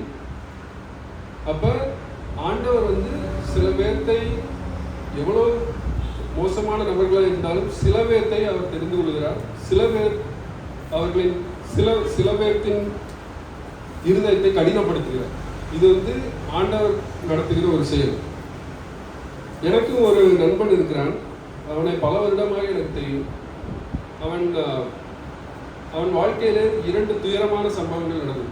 ஒன்று, அவன் 10ஆம் வகுப்பு படிக்கும்போது அவனுடைய அப்பா மரித்து விட்டார். ஆனாலும் அந்த துயரத்திலிருந்து மீண்டு வந்தான். சபைக்கு போய் கொண்டிருந்தான். அடுத்ததாக அவன் காலேஜ் படித்து முடிக்கும் போது அவன் அம்மாவும் கேன்சர் வியாதியினால் இறந்து போனார்கள். இதனால் அவனுக்கு என்ன ஏற்பட்டது என்றால் ஒரு வெறுப்பு வந்தது, ஆண்டவர் மேல் ஒரு கசப்பு. அதிலிருந்து அவன் சபைக்கு போகிறதை நிறுத்திவிட்டான். 25 வருடங்களாக அவனை எனக்கு தெரியும். நாங்கள் நல்ல நண்பர்கள். நான் என்ன ஆலோசனை கொடுத்தாலும் அவன் கேட்டு விடுவான். ஆனால் சபைக்கு போ, ஒரு சபையில் சேர்ந்து சபைக்கு ரெகுலராக போ அப்படின்னு சொன்னால் அதை மட்டும் அவனால் ஏற்றுக்கொள்ள முடியாது. ஏன்னா அவன் வாழ்க்கையில் நடந்த சில அந்த சம்பவங்களின் நிமித்தம் அவன் இருதயம் கசப்படைந்து விட்டது. இதை ஆண்டவரால் மட்டும்தான் மாற்ற முடியும். அதனால அவனுக்காக ஜெபிப்போம். இதை குறித்து இன்னொரு வசனத்தை வாசிப்போம். யோவான் 6:44.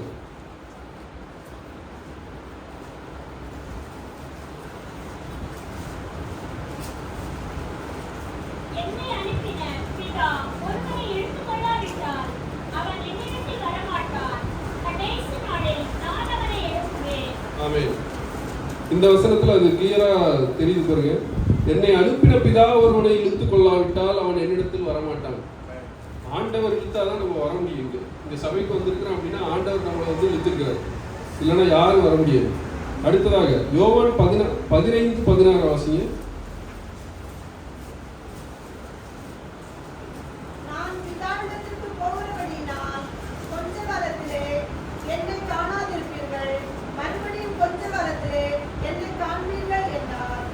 இல்ல, யோவான் 15:16. ஆமென்.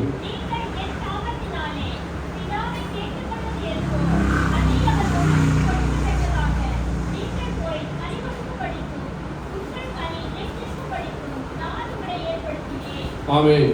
இங்கே 16ஆம் வசனத்துல என்ன சொல்கிறார் என்றால், நீங்கள் என்னை தெரிந்து கொள்ளவில்லை, நான் உங்களை தெரிந்து கொண்டேன். அப்ப இதுதான் நமக்கு செய்த முதலாம் நன்மை. ஆண்டவர் நம்மளை தெரிந்து கொண்டு இந்த சபைக்கு நம்மை அழைத்து கொண்டு வந்திருக்கிறார். இதற்காக நாம் நன்றி சொல்ல வேண்டும். அல்லேலூயா.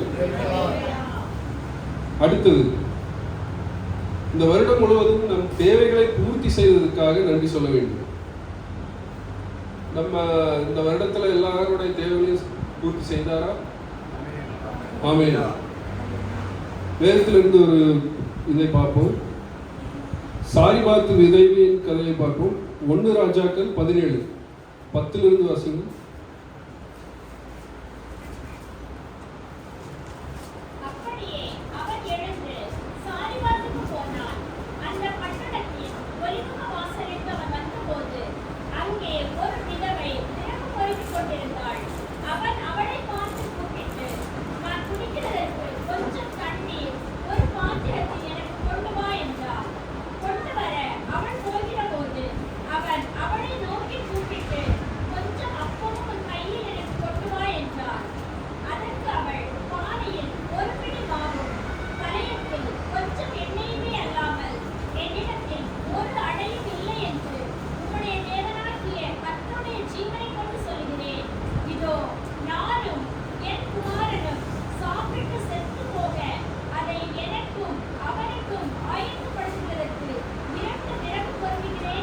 ஆமென்.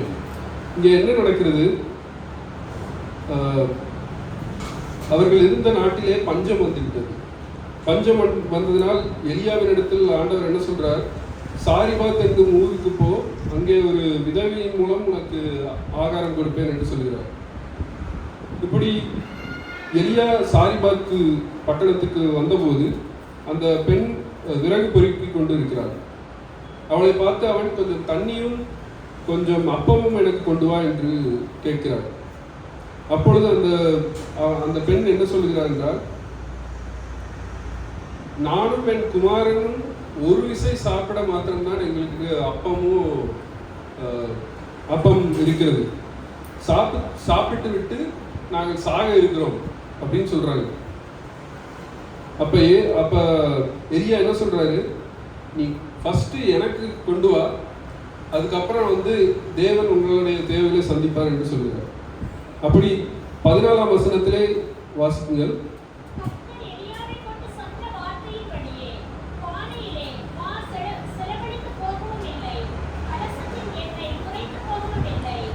ஆமென். 14ஆம் வசனத்திலே என்ன சொல்றாருன்னா, கர்த்தர் தேசத்தின் மேல் மழையை கட்டளையிடும் நாள் மட்டும் பானையின் மா செலவழிந்து போவதும் இல்லை, கலசத்தின் எண்ணெய் குறைந்து போவதும் இல்லை என்று இஸ்ரவேலின் தேவனாகிய கர்த்தர் சொல்கிறார். அப்படி எலியா வந்து சொல்றாரு. எலியா சொன்னதை அவள் கீழ்ப்படிந்து அவள் போய் அவனுக்காக அப்பத்தை சுட்டு கொண்டு வருகிறார். சுட்டு கொண்டு வந்து திருப்பி போகும்போது, வீட்டில் போகும்போது அந்த மாவும் எண்ணெயும், கலசத்தில் இருக்கிற எண்ணெயும் தீர்ந்து போகவில்லை. அந்த மழை திரும்ப பெய்யும் மட்டும் அந்த மாவும் குறையவில்லை, எண்ணெயும் குறையவில்லை. இப்படிப்பட்ட அற்புதங்களையும் நம் வாழ்க்கையிலே இந்த வருடத்திலே ஆண்டவர் செய்திருப்பார். அதை நினைவு கூர்ந்து நாம் நன்றி சொல்ல வேண்டும். நம்ம வந்து இந்த சாப்பாடு இதெல்லாம் வந்து ஒரு பெரிய விஷயமாக நினைக்கிறது இல்லை. ஆனால் 2025 பல மக்கள் சாப்பாட்டிற்காக அலைந்து திரும்பி கொண்டிருக்கிறாங்க. இப்போ பார்த்தீங்கன்னா உக்ரைன் நாட்டில், பாலஸ்தீனா நாட்டில் பல விதமான போர் நடந்து கொண்டு வருகிறது. அங்கெல்லாம் கரண்ட் கிடையாது, தண்ணீர் கிடையாது. ஒரு வேளை உணவுக்காக அந்த மக்கள் வந்து பயங்கரமாக அலைந்து திரும்பி கொண்டிருக்கிறார். அப்படியாக நமக்கு ஆண்டவர் வந்து டெய்லி சாப்பிட்றதுக்கான உணவு, கொடுக்குறக்கு உடை, இவைகளெல்லாம் கொடுத்துருந்தா அதை வந்து நம்ம மறந்து விடக்கூடாது, அது அற்பமாக எண்ணக்கூடாது. அதற்காக நாம் நன்றி சொல்ல வேண்டும். மத்தேயு 6:26 வாசிங்கள்.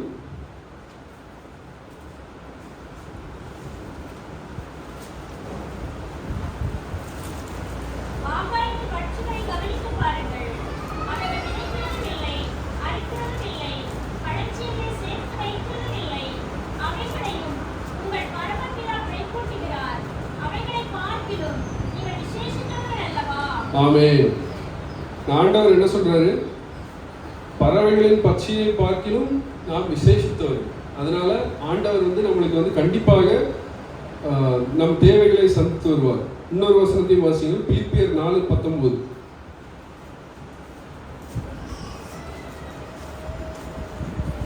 என் தேவன் தம்முடைய ஐஸ்வரியத்தின்படி உங்கள் குறைவுகளை எல்லாம் கிறிஸ்து இயேசுவுக்குள் மகிமையிலே நிறைவாக்குவார். ஆமென். இன்னொரு வாக்குத்தத்தத்தையும் கொடுக்கிறார் நம்ம தேவைகளை சந்திக்கிறதுக்காக. என் தேவன் தம்முடைய ஐஸ்வரியத்தின்படி உங்கள் குறைவையெல்லாம் கிறிஸ்து இயேசுவுக்குள் மகிமையிலே நிறைவாக்குவார். ஆமென். அடுத்ததாக தெய்வீக பாதுகாப்புக்காக நாம் நன்றி சொல்ல வேண்டும். இந்த 12 மாதங்கள் நம்மை பாதுகாத்து வந்த தேவனுக்காக நம் நன்றி சொல்ல கடமைப்பட்டிருக்கிறோம். இதை குறித்து ஒரு வேத பகுதியை பார்ப்போம். தானியேல் 6:3 வாசிங்கள்.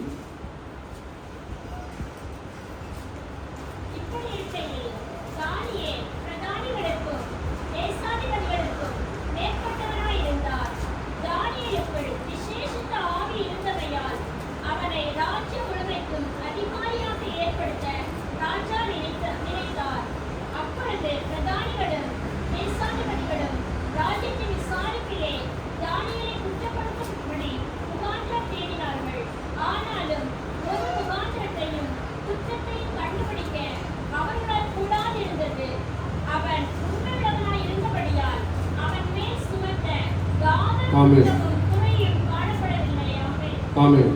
இங்கே என்ன நடக்கிறது? தானியேல் வந்து ஒரு பெரிய பதவியில இருக்கிறார். பிரதானிகளும் தேசாதிபதிகளுக்கும் மேற்பட்டவனாக இருந்தார் என்று எழுதப்பட்டிருக்கிறது. அவர் நல்ல பதவியில இருக்கிறதை பார்த்து கொண்டு அந்த பிரதானிகளும் தேசாதிபதிகளும் என்ன பண்ணுகிறார்கள்? அவனிடத்தில் குற்றம் கண்டுபிடிக்கும்படி முகாந்திரம் தேடினார்கள். ஆனால் ஒரு முகாந்திரத்தையும் கண்டுபிடிக்க முடியவில்லை. அப்ப என்ன சூழ்ச்சி பண்றாங்க? இவர் வந்து டெய்லி ரெகுலரா ஜெபம் பண்ணி கொண்டிருக்கிறார், இதை வைத்து எப்படியாவது இவரை நாம் மடக்க வேண்டும் என்று நினைத்து ராஜாவிடத்தில் சென்று 1 மாதம் உண்மை தவிர வேற யாரும் ஜெபம் பண்ணக்கூடாது அப்படின்னு ஒரு கட்டளையை பிறப்பிங்க, ஒரு சட்டத்தை ஏற்றுங்க அப்படின்னு ராஜாட்ட போய் சொல்றாரு.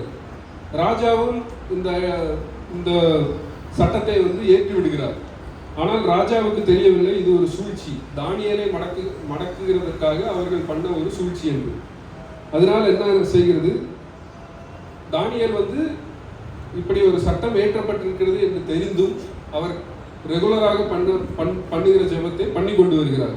இதை அந்த எதிரிகள் கண்டு ராஜாவின் இடத்தில் போய் சொல்லுகிறார்கள், சட்டத்தை மீறும்படியாக இவர் வந்து டெய்லி உம்மை தவிர வேறொரு தேவனுக்கு ஜெபம் பண்ணி கொண்டிருக்கிறார் என்று.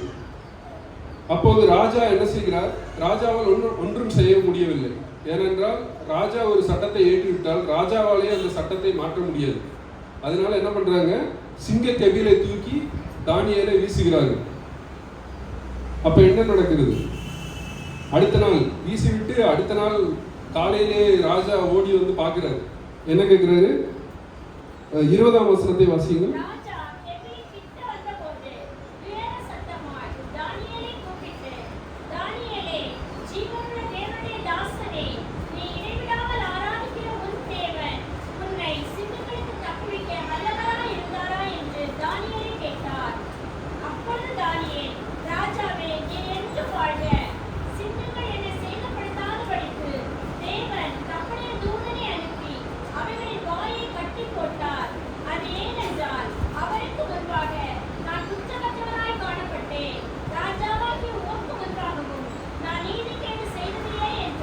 ஆமென்.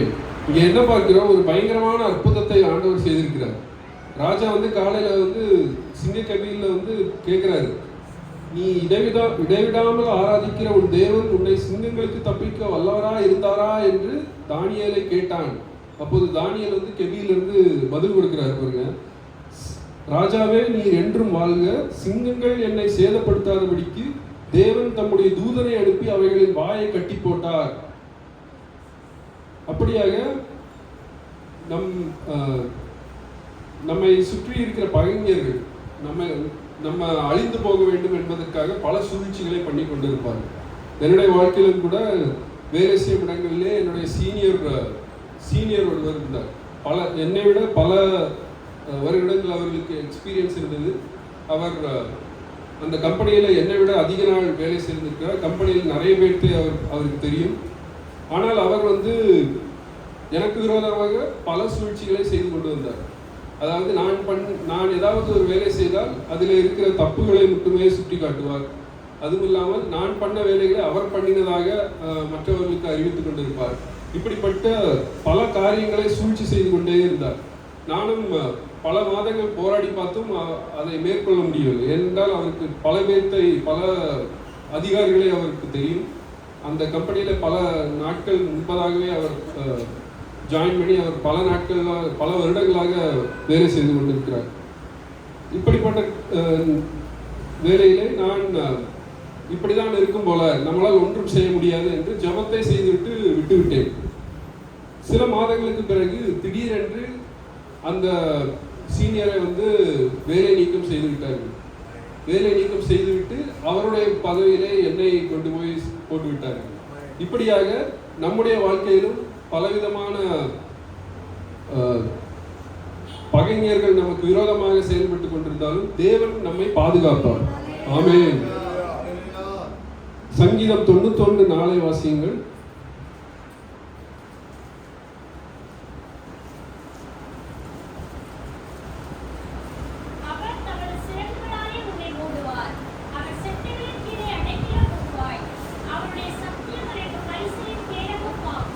ஆமென்.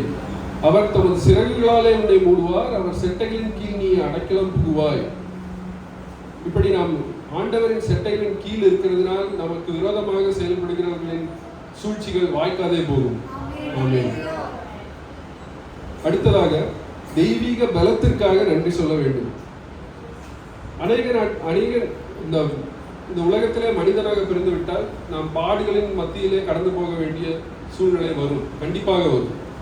அந்த கடினமான பாதைகளிலே நடந்து போகும்போது நமக்கு தேவையானது தெய்வீக பலன். அதை வேதத்தின் அடிப்படையிலே பார்ப்போம். 2 கொரிந்தியர் 12:7 வாசியுங்கள்.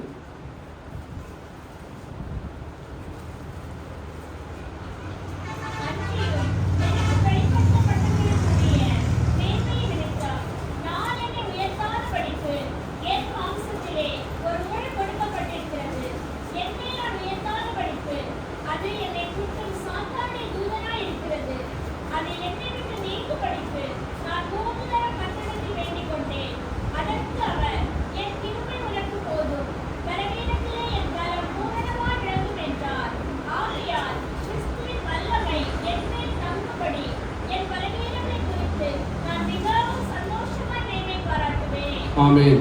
இங்க வந்து பவுலை பற்றி பார்க்கிறோம். பவுல் ஒரு பெரிய ஊழியர். உலகமெங்கும் கிறிஸ்தவம் இன்று பரவி இருக்கிறது என்றால் அதற்கான மூல காரணம் பவுல் வந்து பல இடங்களில் போய் இயேசுவை பிரசங்கித்து பல சபைகளை ஸ்தாபித்த ஒரு மகத்தான ஊழியர். அவர் வாழ்க்கையிலே என்ன சொல்லுகிறார் என்றால், என் மாம்சத்தில் ஒரு முள் கொடுக்கப்பட்டிருந்தது. அது என்னவென்று அவர் எழுதவில்லை. ஆனால் மாம்சத்தில் அவருக்கு ஒரு பிரச்சனை இருந்தது. அதை நீக்கும்படி 3 தரம் கர்த்தரிடத்தில் ஜெபித்தாராம்.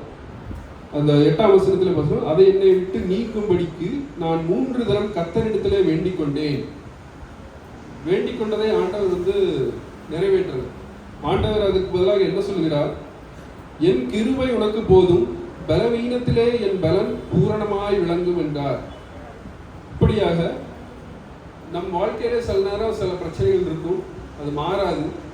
ஆனால் அதை நம்ம எப்படி எடுத்துக்கொள்ள வேண்டுமோ, நம் பலவீனம் அது. அந்த பலவீனத்திலே ஆண்டவருடைய பலன் பூரணமாய் விளங்குவதற்காக அது நம் வாழ்க்கையிலே அனுமதிக்கப்பட்டிருக்கிறது. அப்படி நாம் நினைக்க வேண்டும். இன்னொரு விஷயத்தையும் பார்ப்போம். லூக்கா 22:41.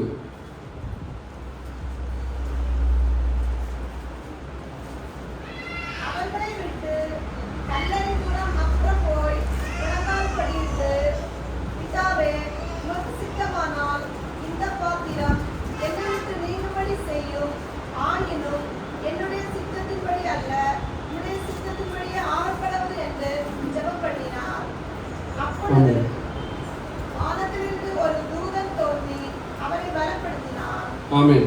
இங்க வந்து யாரை பற்றி பார்க்கிறோம் என்றால் இயேசு கிறிஸ்துவை பற்றி பார்க்கிறோம். இயேசு கிறிஸ்துவின் ஊழியம் நிறைவேறும் காலம் வந்துவிட்டது. அவர் கெத்செமனேயிலே இருக்கிறார். அடுத்ததாக என்ன நடக்கப் போகிறது என்றால், அவரை பிடித்து கொண்டு போவார்கள். போய் அவரை சிலுவையிலே அறையப் போகிறார்கள். அதுக்கு முன்னாடி நடக்கிற ஜெபம் தான் இது. இயேசு ஏன் எப்படி ஜெபம் பண்ணணும்? இயேசு எப்படி ஜெபம் பண்ணுறார் பாருங்க. பிதாவே, உமக்கு சித்தமானால் இந்த பாத்திரம் என்னை விட்டு நீங்கும்படி செய்யணும். ஆயினும் என்னுடைய சித்தத்தின்படி அல்ல, உம்முடைய சித்தத்தின்படி ஆக கடவுள். பிதாவே, உமக்கு சித்தமானால் இந்த பாத்திரம் என்னை விட்டு நீங்கும்படி செய்யும். இயேசு ஏன் இப்படி ஜெபம் பண்ணணும்? இயேசு வந்து தேவனுடைய குமாரன். அவர் இன்னொரு இடத்துல சொல்றாரு, நான் இப்ப கூப்பிட்டா 12 லேகியன் தூதர் வந்து எனக்காக வந்து நிற்பாங்க. இப்ப இந்த இடத்துல கெத்செமனே தோட்டத்துல என்னை வந்து யாரும் என் மேல் கையை வைக்க முடியாது. மனிதர்களால் என் மேல் கையை வைக்க முடியாது. கரெக்டா? இப்ப கூப்பிட்டா 12 லேகியன் தூதர்கள். எகிப்துல வந்து ஒரு தூதன் வந்து எல்லா தலைச்சங்களையும் சங்காரம் பண்ணார். அப்ப 12 லேகியன் தூதர்களால என்ன செய்ய முடியும்? ஒருவரும் கிட்ட வர முடியாது. ஆனால் இயேசுடைய நோக்கம் என்ன? நம்முடைய பாவத்திற்காக சிலுவையில் அறையப்பட்டு அவர் மரிக்க வேண்டும். அதுதான் இயேசுடைய நோக்கம். இயேசுடைய நோக்கம் பிதாவுடைய சித்தம். அதனால என்ன சொல்றாரு? பிதாவின் சித்தத்தை நான் வந்து செய்யணும். ஆனாலும் அவருக்கு வந்து அந்த மனித சாயல்ல வந்தனால அவர் இன்னும் அவருக்கு வந்து அது கஷ்டமா இருக்கு. ஏன்னா பிடித்துட்டு போயிட்டு டைரக்டா சிலுவையில் அடிக்க போறது கிடையாது. அவரை வந்து துன்புறுத்துவாங்க. அவர் தேவகுமாரன். அவரை வந்து அடிப்பாங்க, அவர் முகத்துல துப்புவாங்க, அவர் முட்கிரீடம் சூட்டப்படுவார். இப்படிப்பட்ட பல வெட்கங்களை வந்து அவர் வந்து சகிக்கணும். அதற்கான பலனை வந்து ஆண்டவர்கிட்ட கேட்கறது தான் இந்த ஜெபம். அப்ப ஜெபம் பண்ணி முடித்த உடனே என்ன ஆகுதுன்னு பாருங்க. அப்பொழுது வானத்திலிருந்து ஒரு தூதன் தோன்றி அவரை பலப்படுத்தினார். அப்ப இயேசு கிறிஸ்துவே பிதாட்டிலிருந்து பலத்தை கேட்கிறார் இந்த மாதிரி கடினமான பாதையில போகும்போது. அப்படியாக நாமும் இந்த மாதிரி கடினமான சூழ்நிலையில இருக்கும்போது நாமும் ஜெபம் செய்து ஆண்டவரிடத்திலிருந்து பலனை பெற்றுக்கொள்ளணும். இந்த வருடம் முழுவதும் பல நேரங்களில் நீங்கள் இந்த கடினமான பாதையிலே கடந்து போயிருப்பீர்கள். உங்களையும் ஆண்டவர் பலப்படுத்தி இருப்பார். அந்த தருணங்களை நீங்கள் நினைத்து பார்த்து நீங்கள் ஆண்டவருக்கு நன்றி சொல்லுங்கள். ஆமென். ஏசாயா 40:29 வாசியுங்கள்.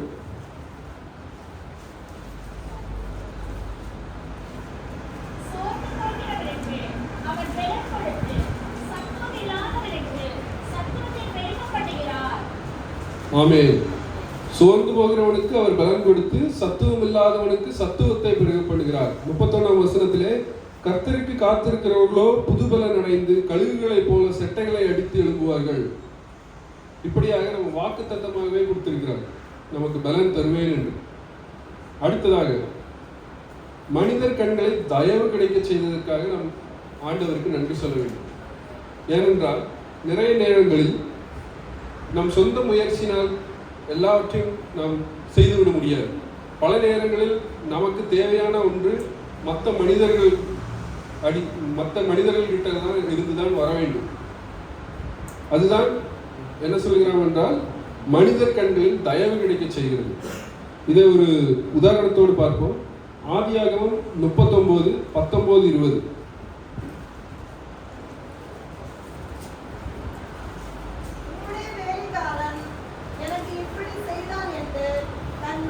தன்னோடே சொன்ன வார்த்தைகளை அவனுடைய எஜமான் கேட்டபோது அவனுக்கு கோபம் உண்டது. யோசேப்பின் எஜமான் அவனை பிடித்து ராஜாவின் கட்டளையால் காவலில் வைக்கப்பட்டவர்கள் இருக்கும் சிறைச்சாலைகளே அவனை ஒப்புவித்தான்.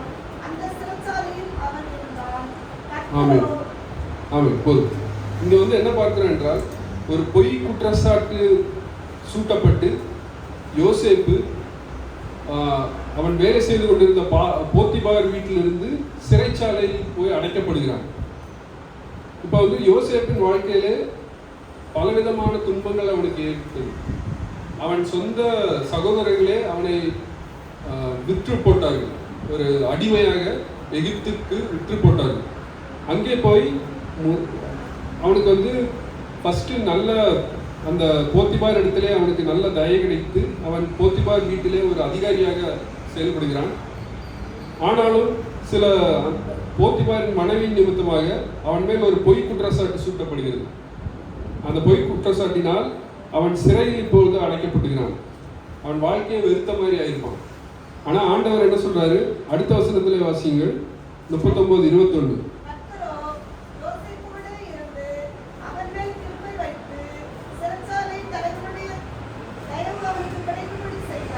ஆமென்.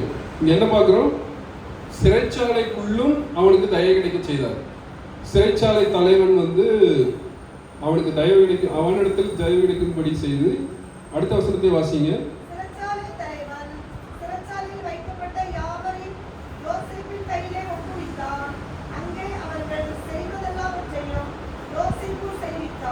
ஆமென். இங்க என்ன பார்க்கிறோம் என்றால், சிறைச்சாலைக்குள்ளேயும் அவனுக்கு தயவு கிடைக்குது. அந்த தயவு கிடைச்சனால அவன் சிறைச்சாலைக்குள்ளேயும் ஒரு அதிகாரியாக செயல்படுகிறான். அதுதான் பார்க்கிறோம். இதே போல நம்முடைய வாழ்க்கையிலும் செய்திருப்பார். இன்னொரு உதாரணத்தை பார்ப்போம். ஆதியாகமம் 32:6-7.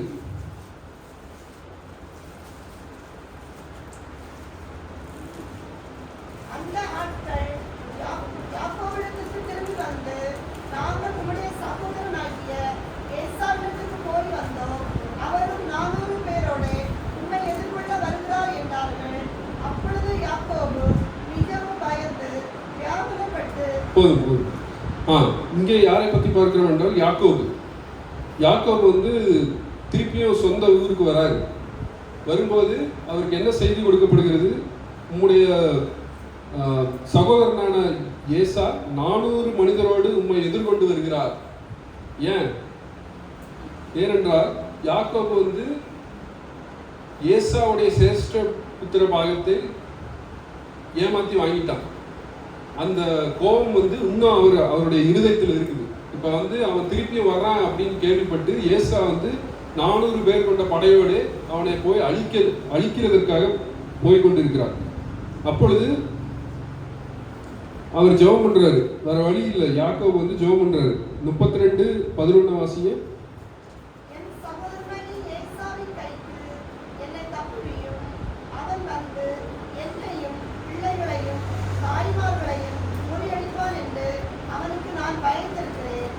ஆமென். இங்க ஜெபம் பண்றாரு ஆண்டவர்கிட்ட.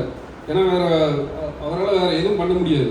அவர் ஒரு மெய்ப்பனாக தான் வாழ்ந்துட்டு. அவர் ஒரு போர் வீரன் கிடையாது. அதனால ஆண்டவர்கிட்ட தான் முறையிடுறாரு. என் சகோதரனாக ஏசாவின் கைக்கு என்னை தப்புவியும், அவன் என்னையும் தாய்களையும் பிள்ளைகளையும் வெட்டுவான் என்று அவனுக்கு பயந்திருக்கிறேன். ஆண்டவர்கிட்ட ஜெபம் பண்ணவனே ஆண்டவர் என்ன பண்றாரு? ஏசாவின் கண்களிலே தயவு கிடைக்க செய்கிறார். தயவு கிடைக்க செய்ததுனால என்ன ஆகுதுன்னு பாருங்க. 33:4 வாசிங்க. ஆதியாகமம் 33:4. அப்பொழுது ஏசா எதிர்கொண்டு ஓடி வந்து அவனைத் தழுவி அவன் கழுத்தை கட்டிக்கொண்டு அவனை முத்தம் செய்தார். ஆமென். இருவரும் அழுதார்கள். ஆமென். இங்க வந்து 400 பேரோட வெட்ட வந்தவன் என்ன பண்றான்னு பாருங்க. அவனை கட்டி தழுவி அவனை முத்தம் செய்தான். அல்லேலூயா. ஆண்டவர் வந்து ஒரு மனிதன்கிட்ட தயவு கிடைக்க செய்தால் எப்படி உயிரையே நம்ம தப்புவிக்கிறார் தயவு கிடைக்க செய்து. அதை வந்து கடைசியா என்ன சொல்றாரு பாருங்க. 32:15.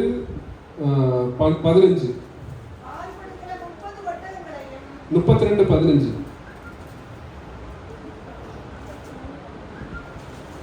அப்பொழுது ஏசா என்னிடத்தில் இருக்கிற ஜனங்களில் சிலரை நான் உன்னிடத்தில் இருந்துவிட்டு போகட்டுமா என்றார். ஆமென். அதற்கு அவன் அது என்னத்திற்கு என் ஆண்டவருடைய கண்களில் எனக்கு தயவு கிடைத்தால் மாத்திரம் போதும் என்றார். ஆமென். இங்க என்ன செய்யறான் பாருங்க. அவனை அழிக்கணும்னு 400 பேரை கொண்டு வந்தவன என்ன கடைசியா என்ன சொல்றான். இந்த 400 பேர்த்துல கொஞ்சம் பேர்த்த உனக்கு வந்து செக்யூரிட்டியா விட்டு போட்டுமா அப்படின்னு கேட்கிறான். ஆண்டவர் வந்து இந்த மாதிரி ஒரு பயங்கரமான அற்புதத்தை செய்கிறார். இதை நம்முடைய வாழ்க்கையிலும் இதை செய்திருப்பார் இந்த வருடங்களில். அந்த தருணங்களை நீங்கள் நினைத்து பார்த்து ஆண்டவருக்கு நன்றி சொல்லுங்கள். கடைசியாக நம் கையின் பிரயாசங்களை ஆசீர்வதித்திருப்பார். அதற்காக நாம் நன்றி கூற வேண்டும்.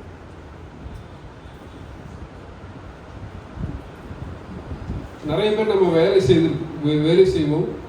வேலை செய்யும்போது நம்மளால வேலையை மட்டும்தான் செய்ய முடியும்.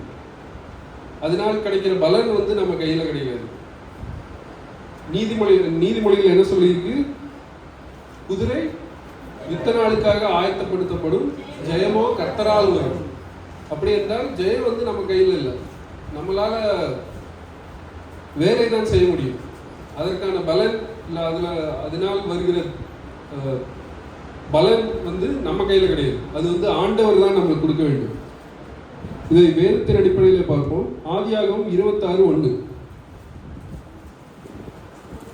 ஆபிரகாமின் நாட்களில் உண்டான பஞ்சத்தை அல்லாமல் பின்பு ஒரு பஞ்சம் தேசத்தில் உண்டாயிற்று. அப்பொழுது ஈசாக்கு பெலிஸ்தருக்கு ராஜாவாகிய அபிமெலேக்கினிடத்தில் கேராருக்கு போனான். ஆமென். இங்க வந்து தேசத்துல வந்து பஞ்சம் உண்டாயிற்று. அதனால வந்து ஈசாக்கு வந்து அபிமெலேக்கினிடத்தில் போறார். பஞ்சகாலத்துனா என்ன அர்த்தம். சரியா மழை பெய்யாது. அதனால பயிர் வந்து விளையாது. சாப்பாடு கிடைக்கிறதே ஒரு பெரிய விஷயம். ஆனால் இங்கே ஒரு அற்புதத்தை அவர் கையின் பிரயாசங்களை எப்படி ஆசீர்வதிக்கிறார் என்று பார்ப்போம். ஆதியாகமம் 26:12 வாசிங்க. ஈசாக்கு அந்த தேசத்தில் விதை விதைத்தார். கர்த்தர் அவனை ஆசீர்வதித்ததினால் அந்த வருஷத்தில் 100 மடங்கு பலன் அடைந்தார். ஆமென். அல்லேலூயா. இங்க என்ன வாசிக்கிறோம். மழை கிடையாது, மழை பெய்யல. அப்படிப்பட்ட ஒரு பஞ்ச நிலையிலும் ஈசாக்கு அங்கே விதை விதைத்தானா. ஆண்டவர் ஆசீர்வதித்ததினால் 100 மடங்கு பலன் அடைந்தார். அப்ப ஆண்டவர் கையில தான் இருக்கு அந்த பலனை கொடுக்கிறது. இதே போல இன்னொரு இதை பார்ப்போம். நெகேமியா 11:3 வாசிங்க. அதற்கு அவர்கள் சிறையிருப்பில் வைத்திருக்கிறவர்கள் அந்த தேசத்திலே மகா தீங்கையும் நிந்தையும் அனுபவிக்கிறார்கள். எருசலேமின் அலங்கம் இடிபட்டது, அதில் வாசல்கள் அக்கினியால் சுட்டெரிக்கப்பட்டதுமாய் கிடக்கிறது என்றார்கள். ஆமென். ஈசாக்கு வந்து விதை விதைத்து பயிரிட்டு கொண்டிருந்தார். ஆனா இங்க வந்து இன்னொருத்தர் என்ன செய்ய ட்ரை பண்றாரு. இங்க வந்து இது வந்து ஒரு கொஞ்சம் பெரிய வேலை. பல பேர்த்த வந்து வச்சுதான் இந்த வேலையை பண்ண முடியும். ஈசாக்கு வந்து அவன் வேலைக்காரனை வைத்து விதை விதைத்து விட்டான். ஆனா இங்க வந்து பல பேர்த்தை வைத்து செய்யக்கூடிய ஒரு பெரிய ப்ராஜெக்ட். அது என்ன ப்ராஜெக்ட். எருசலேமின் அலங்கம் இடிந்து கிடக்கிறது, அதன் வாசல்கள் அக்னியால் சுட்டரிக்கப்பட்டதுமாய் கிடக்கிறது. அப்ப எருசலேம் என்கிறது ஒரு பெரிய நகரம். அந்த நகரத்தை வந்து சூறையாடிவிட்டு போய்விட்டார்கள். அங்கே அது சுற்றி இருந்த மதில்கள், அந்த நகரத்தை சுற்றி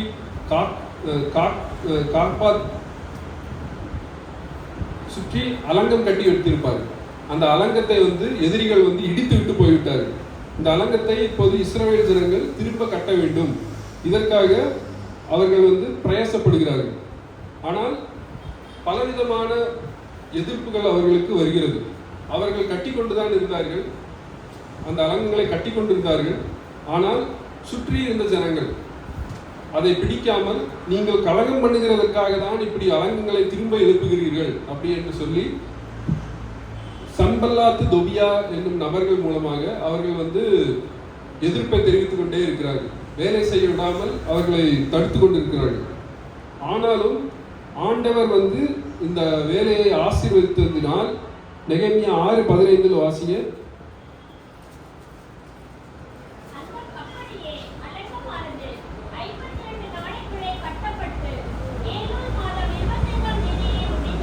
ஆமேன். பலவிதமான நெருக்கடியிலும் அந்த அலங்கை 52 நாள்ல கட்டி முடிச்சிட்டாங்க. அதை பார்த்த சுற்றி இருந்த அந்த எதிர்ப்பு தெரிவித்துக் கொண்டிருந்த மக்கள் என்ன சொல்றாங்க பாருங்க. 16ஆம் வசனத்தை வாசிங்க.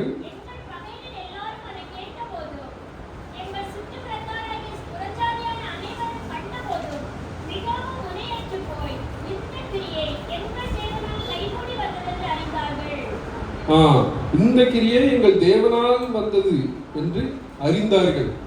அப்ப நம்ம எதிரிகளே பார்த்து புரிந்துக்குவார்கள். இது இவங்களால் உண்டானது கிடையாது. இந்த இடத்துல ஆண்டவர் இவங்களுக்கு உதவி செய்ததுனாலதான் 52 நாட்களுக்குள்ளாக இந்த அலங்கம் எழுப்பப்பட்டது என்று. அல்லேலூயா. கடைசியாக இதை பற்றி ஒரு வசனத்தை வாசித்து முடித்து விடுவோம். உபாகமம் 28:12.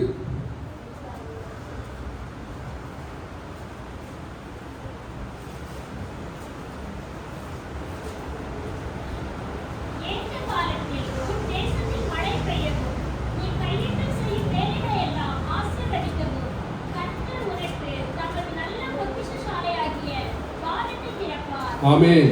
நீ கையிட்டு செய்யும் வேலைகளை எல்லாம் ஆசீர்வதிக்க கர்த்தர் உனக்கு தமது நல்ல பொக்கிஷசாலையாகிய வானத்தை திறப்பார். ஆமென். இந்த 2025ஆம் ஆண்டிலும் பல நேரங்களில் நாம் செய்கிற வேலையை ஆண்டவர் ஆசீர்வதிச்சிருப்பார். அதை நினைவு கூர்ந்து நாம் நன்றி சொல்ல கடமைப்பட்டிருக்கிறோம். ஆமென். ஒரு ஜெபத்தை பண்ணி முடித்து விடுவோம். கண்களை மூடலாம். ஸ்தோத்திரம் ஆண்டவரே, இன்று நாங்கள் கேட்ட வார்த்தைகளின்படி எங்களுக்கு செய்த எல்லா நன்மைகளையும் இந்த 2025ஆம் ஆண்டிலே இந்த 12 மாதங்களும் எங்களுக்காக செய்த பலவிதமான நன்மைகளை தியானித்தோம். அதன்படி எங்களுக்காக நீர் செய்த, எங்களை தெரிந்தெடுத்ததற்காக உமக்கு நன்றி. எங்களை பிரித்தெடுத்து இந்த இடத்திற்கு அழைத்து கொண்டு வந்திருக்கிறீர். அதற்காக உமக்கு நன்றியை செலுத்துகிறோம். பலவிதமான சூழ்நிலைகளிலே எங்களுக்கு பாதுகாப்பாய் நீர் இருந்திருக்கிறீர். அதற்காக உண்மை நன்றி சொல்லுகிறோம். எங்களுக்கு மனிதர் கண்களிலே தயை கிடைக்க செய்தீர். அதற்காக உமக்கு நன்றி சொல்லுகிறோம்.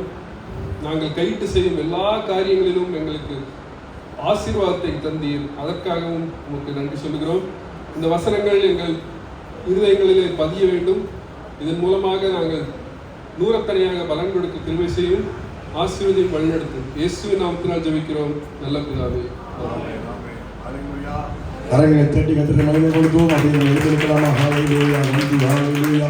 எல்லாம் எழுதிருப்போம். ஹல்லேலூயா. ஒரு நாளும் என்னை மறவாதேவும் நீரே. நன்றியோடு வைத்து கத்த நல்ல வழக்கம் கடைசி இறுதியில ஆண்டவர் செய்த நன்மைகளை நம்ம எப்படி நன்றி சொல்ல வேண்டும் என்று வசனங்கள் மூலம் கத்த நமக்கு நம்மை மகிமையாக கத்தை வெளிப்படுத்தியிருக்கிறார். ஹல்லேலூயா. ஆமை கத்த செய்த நன்மைகளை சாதாரண நினைப்போம். சாப்பாடு தான் உண்மையில சொன்னது போல எத்தனையோ தேசங்கள் இன்னைக்கு சாப்பாட்டுக்கு இல்லாமல் ஜனங்கள் ஒரு நேரம் தண்ணிக்கு குடிக்கக்கூடிய கஷ்டம் இல்லாமல் அவன் கஷ்டத்தில் இருக்கிற ஒருவேளை சாப்பாடு இல்லை, ஒருவேளை சாப்பாடு இல்லாமல் தூங்குற எத்தனையோ பேர் இருக்கிறாங்க. அவன் நமக்கு ஆண்டவர் கொடுத்திருப்பார் என்றால் நம்ம எத்தனை பாக்கியம் பெற்றவர்கள். ஆமேன். அப்படி ஒவ்வொரு காரியத்தை நினைத்து நன்றி சொன்னால் நம்மளுடைய கண்கள் கலங்காமல் இருக்க முடியாது. நமக்கு எல்லாம் இருக்கிறதுனால அநேக நேரத்தில் நமக்கு தேவன் செய்கிற நன்மையை தெரியல. அவர் நடத்தி ஒரு பாதையை நம்மளால புரிந்து கொள்ள முடியல. தெய்வ பிள்ளைகளை கர்த்தர் செய்கிற நன்மைகளை நீ நினைத்து பார்த்தா உங்க உள்ளம் கர்த்தரை விட்டு தூரமாக்கப்பட முடியாது. வசனங்கள் எத்தனை வசனங்கள் மூலம் ஆண்டவர் நம்மை வெளிச்சமாக்கி காமித்தார். ஒரு வசனத்து மூலம் பேசினாரு. ஆண்டவர் இந்த வார்த்தைகள் நினைத்து பார்த்தார். ஆண்டவருக்கு நன்றி சொல்லிக் கொண்டே இருக்கலாம், நன்றி சொல்லிக் கொண்டே இருக்கலாம். ஏனால் கர்த்தர் செய்த நன்மை ஒரு நாள் மறக்க கூடாது. அல்லேலூயா. அதற்காக வருடத்தின் கடைசியில ஆண்டவர் நமக்கு செய்த நன்மைகளுக்கு நன்றி சொல்லி நினைத்து பார்க்கும்படி கர்த்தருடைய ஆவியானவர் நம்மோடு பேசி இருக்கிறாரு. அந்த தேவனை நன்றியோடு பாடுமா. ஒரு நாளும் என்னை மறவாதையும் நீரே, ஒரு நாளும் என்னை மறவா தெய்வம் நீரே, நன்றியோடு உம்மை துதிக்கிறேன். ஒரு நாளும் என்னை மறவா தெய்வம் நீரே, நன்றியோடு உம்மை துதிக்கிறேன். சொல்லு நன்றி இயேசு. சாமை கரங்களை தட்டு இயேசுவே, நன்றி இயேசுவே, என்னாலும் இயேசுவே, நாளும் என்னை மறவா தெய்வம் நீரே, நன்றியோடு உம்மை துதிக்கிறேன். ஒரு நாளும் என்னை மறவா தெய்வம் நீரே, நன்றியோடு உம்மை துதிக்கிறேன். இயேசுவே, என்னாலும் இயேசுவே, நன்றி இயேசுவே, என்னாலும் இயேசுவே. வருடங்கள் காலங்களாய் என்னை வழுவாமல் காத்தீரையா, வருடங்கள் காலங்களாய் என்னை வழுவாமல் காத்தீரையா, நல்ல கரத்தால் என்னை தாங்கி நல்லதாக கூடி காத்துட்டீர். நல்ல கரத்தால் என்னை தாங்கி சிறகாலே கூடி காத்துட்டீர். நன்றி இயேசுவே, என்னாலும் இயேசுவே. அப்பா இயேசுவே, என்னாலும் இயேசுவே, ஒரு நாளும் என்னை மறவா தெய்வம் நீரே, நன்றியோடு உம்மை துதிக்கிறேன். இயேசுவே, என்னை மறவா தெய்வம் நீரே, வாக்குத்தத்தம் தந்தவரே, வாக்குத்தத்தம் தந்தவரே, வாக்கில் உண்மை உள்ளவரே, வாக்குத்தத்தம் தந்தவரே, வாக்கில் உண்மை உள்ளவரே, நான் மறந்தாலும் நான் மறவேனே, வாக்களித்து கழித்தவரே, யார் மறந்தாலும் நான் மறவேனே, வாக்களித்து கழித்தவரே. சொல்லு இயேசுவே, நன்றியப்பா. இயேசுவே, உம்மை நினைத்து பார்க்கிறோம். நாளும் என்னை மறவா தெய்வம் நீரே, நன்றியோடு உம்மை துதிக்கிறோம். ஒரு நாளும் என்னை மறவா தெய்வம் நீரே, நன்றியோடு உம்மை துதிக்கிறோம். எதினாலும் உம் கையிலே என் பயம் யாவும் நீங்கியதே, உம் கையிலே நீங்கியதே, நீரன் பக்கத்தில் நான் பயப்படேன், துணையாக இருக்கின்றீரே, நீரன் பக்கத்தில் துணையாக இருக்கின்றீரே. இயேசுவே, நீங்க பக்கத்தில் இருக்கீங்கப்பா, அதனால பாதுகாக்கப்பட்டு இந்த மாதத்தில் இந்த வருடத்தில் நோய் செய்வதற்கு நன்றி இயேசுவே, என்னாலும் இயேசுவே. ஒரு நாள் இருக்கிறாரே, அவர் மறந்து போகல, உங்களை மறந்து போகலாமே, இதை மறவா தெய்வம் நீரே, நன்றியோடு உம்மை துதிக்கிறோம். இயேசுவே, நாளும் இயேசுவே, நன்றி இயேசுவே, என்னாலும் இயேசுவே, நன்றி இயேசுவே, என்னாலும் இயேசுவே, நன்றி இயேசுவே, என்னாலும் இயேசுவே. நல்ல கரங்களை தட்டி எல்லா நண்பர்களை குறித்து நம்மோடு பேசியிருக்கிறாரு. நம் தியானம் செய்ய ஆண்டவர் நம்மோடு குறித்து ஒவ்வொரு வார்த்தைகளையும் நினைத்து ஆண்டவர் நன்றி சொல்லுங்க.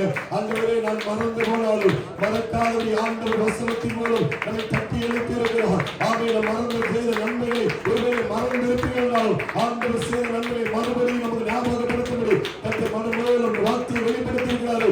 இது முதல்ல நன்றி செய்ய மறந்தார். இப்பொழுது தேவன் செய்த நன்மையை நினைத்து பாருங்கள். நடக்காத காரியங்களை யோசிக்காதீர்கள். ஒருவேளை இது நடக்க இல்லை, இதுவரை நடந்து முடிந்த காரியத்தை இதுவரை கத்திர வளர்த்து தொடக்கத்தில் இருந்து இந்த நாள் வரையில் செய்த நன்மைகளை மாற்றி நினைச்சு பாருங்கள். ஏதோ ஒன்று நடக்கிறாரா அதையே பிடித்துக் கொண்டு நடந்ததை மறந்து விடாதீர்கள். நடந்ததை மறந்து விடாதீர்கள். கத்திர அற்புதத்தை மறந்து விடாதீர்கள். அதற்காக கத்திர நம்மோடு பேசி இருக்கிறார். செய்ததை மறந்து விடாதபடி அவர் செய்ததை நினைத்து பார்க்கும்படி கத்திர நம்மோடு பேசி இருக்கிறார்கள். ஆண்டவருடைய மகிமைக்கு ஓ ஸ்ரீகாலா ராந்தாலா ரேகதமோ வீணினி சத்துடாதரவா தேவ பிள்ளையை நன்றி உள்ளவராக இருந்தவர் மாத்திரமே அவர் செய்ததை நினைத்து பார்த்து நன்றி செலுத்துகிற மாத்திரமே கர்த்தருடைய வாழ்க்கையை தொடர்ந்து நன்மை செய்ய முடியும். தொடர்ந்து அற்புதங்களை செய்ய முடியும். மகிமையாக நடக்க முடியும். கர்த்தருக்கு அவர் செய்த நன்மையை நினைத்து சாட்சியாக இருக்கும்போதால் அதை சாட்சி சொல்லி கர்த்தர் நாம மகிமை பண்ணுவதால் கர்த்தர் அற்புதங்களை செய்வார். அவர் எத்தனை அற்புதமான பாதைகள் நம்முடைய திராணியினால் முடியல, நம்முடைய பலத்தினால முடியல, நம்முடைய திறமையினால முடியல. ஆனால் கர்த்தர் நம்முடைய ஜெபத்தினால தேவ சேவரை காத்திருந்து அவருடைய பரமத்துறைக்கு பார்த்ததினால ஒத்தாசை அனுப்பி இருக்கிறார். வேலையில் ஒத்தாசை அனுப்பி இருக்கிறார். குடும்ப வாழ்க்கையில ஒத்தாசை அனுப்பி இருக்கிறார். சரீரத்தில் ஆரோக்கியத்தில் ஒத்தாசை அனுப்பி இருக்கிறார். எத்தனை பிரயாணங்களை ஆபத்துகள் சூழ்ந்து வந்தபோது பாதுகாப்பாய் மீட்டு வந்து நம்மை அற்புதமாய் நடத்தி வந்திருக்கிறார். அந்த தேவனுக்கு நன்றி செலுத்துங்க. இந்த வருடத்தின் கடைசி பரிசுத்த ஆராதனை காண செய்த கர்த்தருக்கு நன்றி செலுத்துங்க. எத்தனை தொடங்கினோம் இன்றைக்கு இல்லை. கர்த்தர் நம்மை தொடங்கின நம்மை இந்த கடைசி பரிசுத்த ஆராதனை மகிமையாய் கர்த்தர் கொண்டு வந்திருக்கிறாரே. இயேசுவே நன்றி செல்வோம், நன்றி செல்வோம். இந்த புதிய நன்மைகளை செய்வார். புதிய ஆண்டுகள் போவதற்கு முன்பதாக கர்த்தர் இருக்கிற நாட்களை நம்முடைய பலன் கிருபை சுகம் தந்து மகிமையாய் நடத்துவார். உங்கள் பலவீனம் நீங்கி போகும். உலகமா சந்தா ராபாலமா உலகமா சத்துலமா ஒரு பலவீனத்தின் பலன் துறைகளை விலகும் என்று சொன்னாரே. அந்த வார்த்தையின்படி நம்முடைய பலவீனங்களிலே கர்த்தருடைய பலன் பூரணமாய் விளங்கும். கர்த்தருடைய பலன் பூரணமாய் விளங்கும். நம்புங்க, உங்கள் பலவீனங்களை கர்த்தருடைய பலன் தாங்கும். நீங்கள் பலவீனத்தை முடங்கி போக முடியாது. சத்துருவை முடக்க முடியாது. தேவ பலன் உங்களுக்கு உண்டு. கர்த்தருடைய பலன் உங்களுக்கு உண்டு.